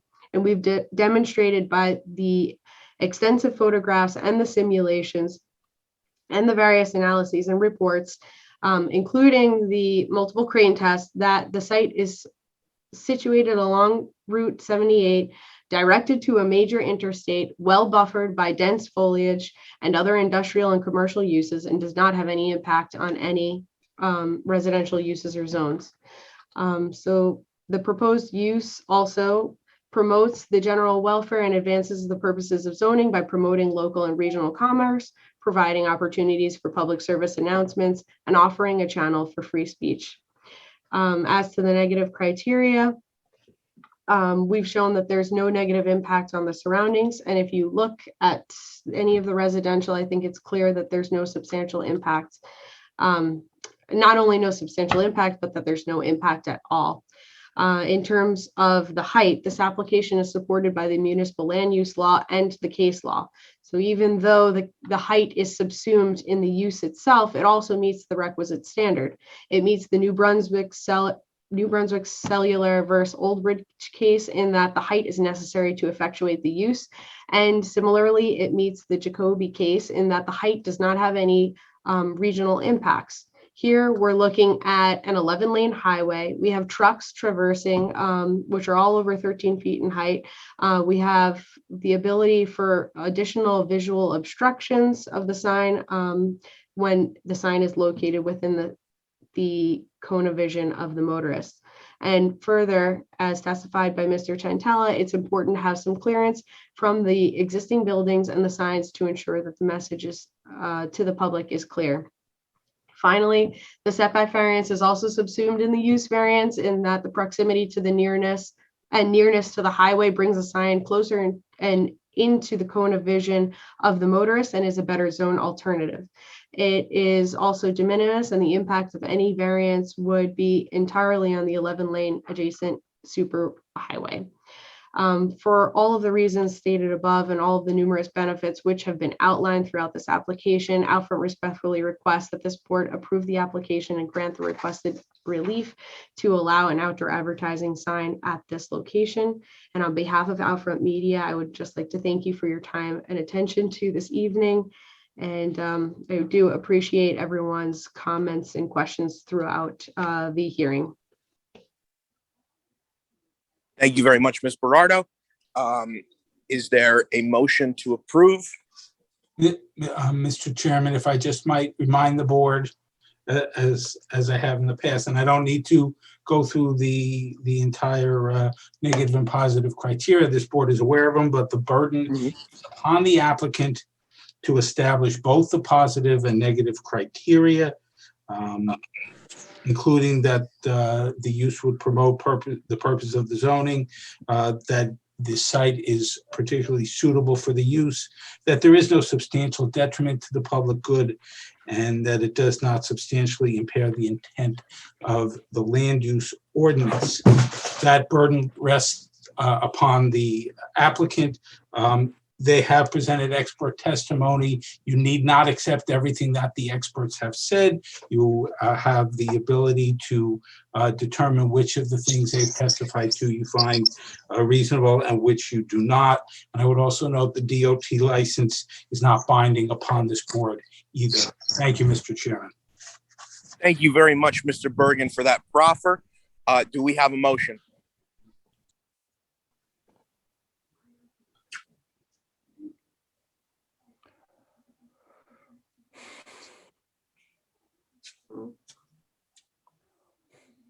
I guess I'll make the motion.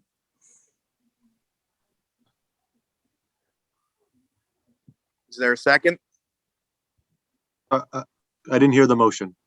I made it. I make the motion To do what? to approve. I second the motion to approve. Okay, Chair Lawfer, No.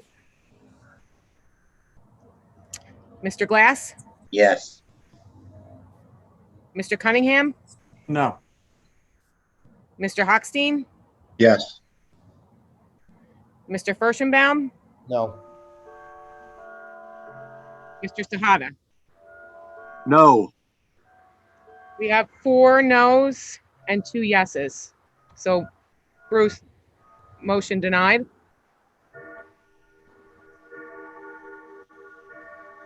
Mr. Bergen, you were muted. Can you repeat Mr. that? Bergen? I apologize. The motion fails. It would take 5 yes votes to pass the motion.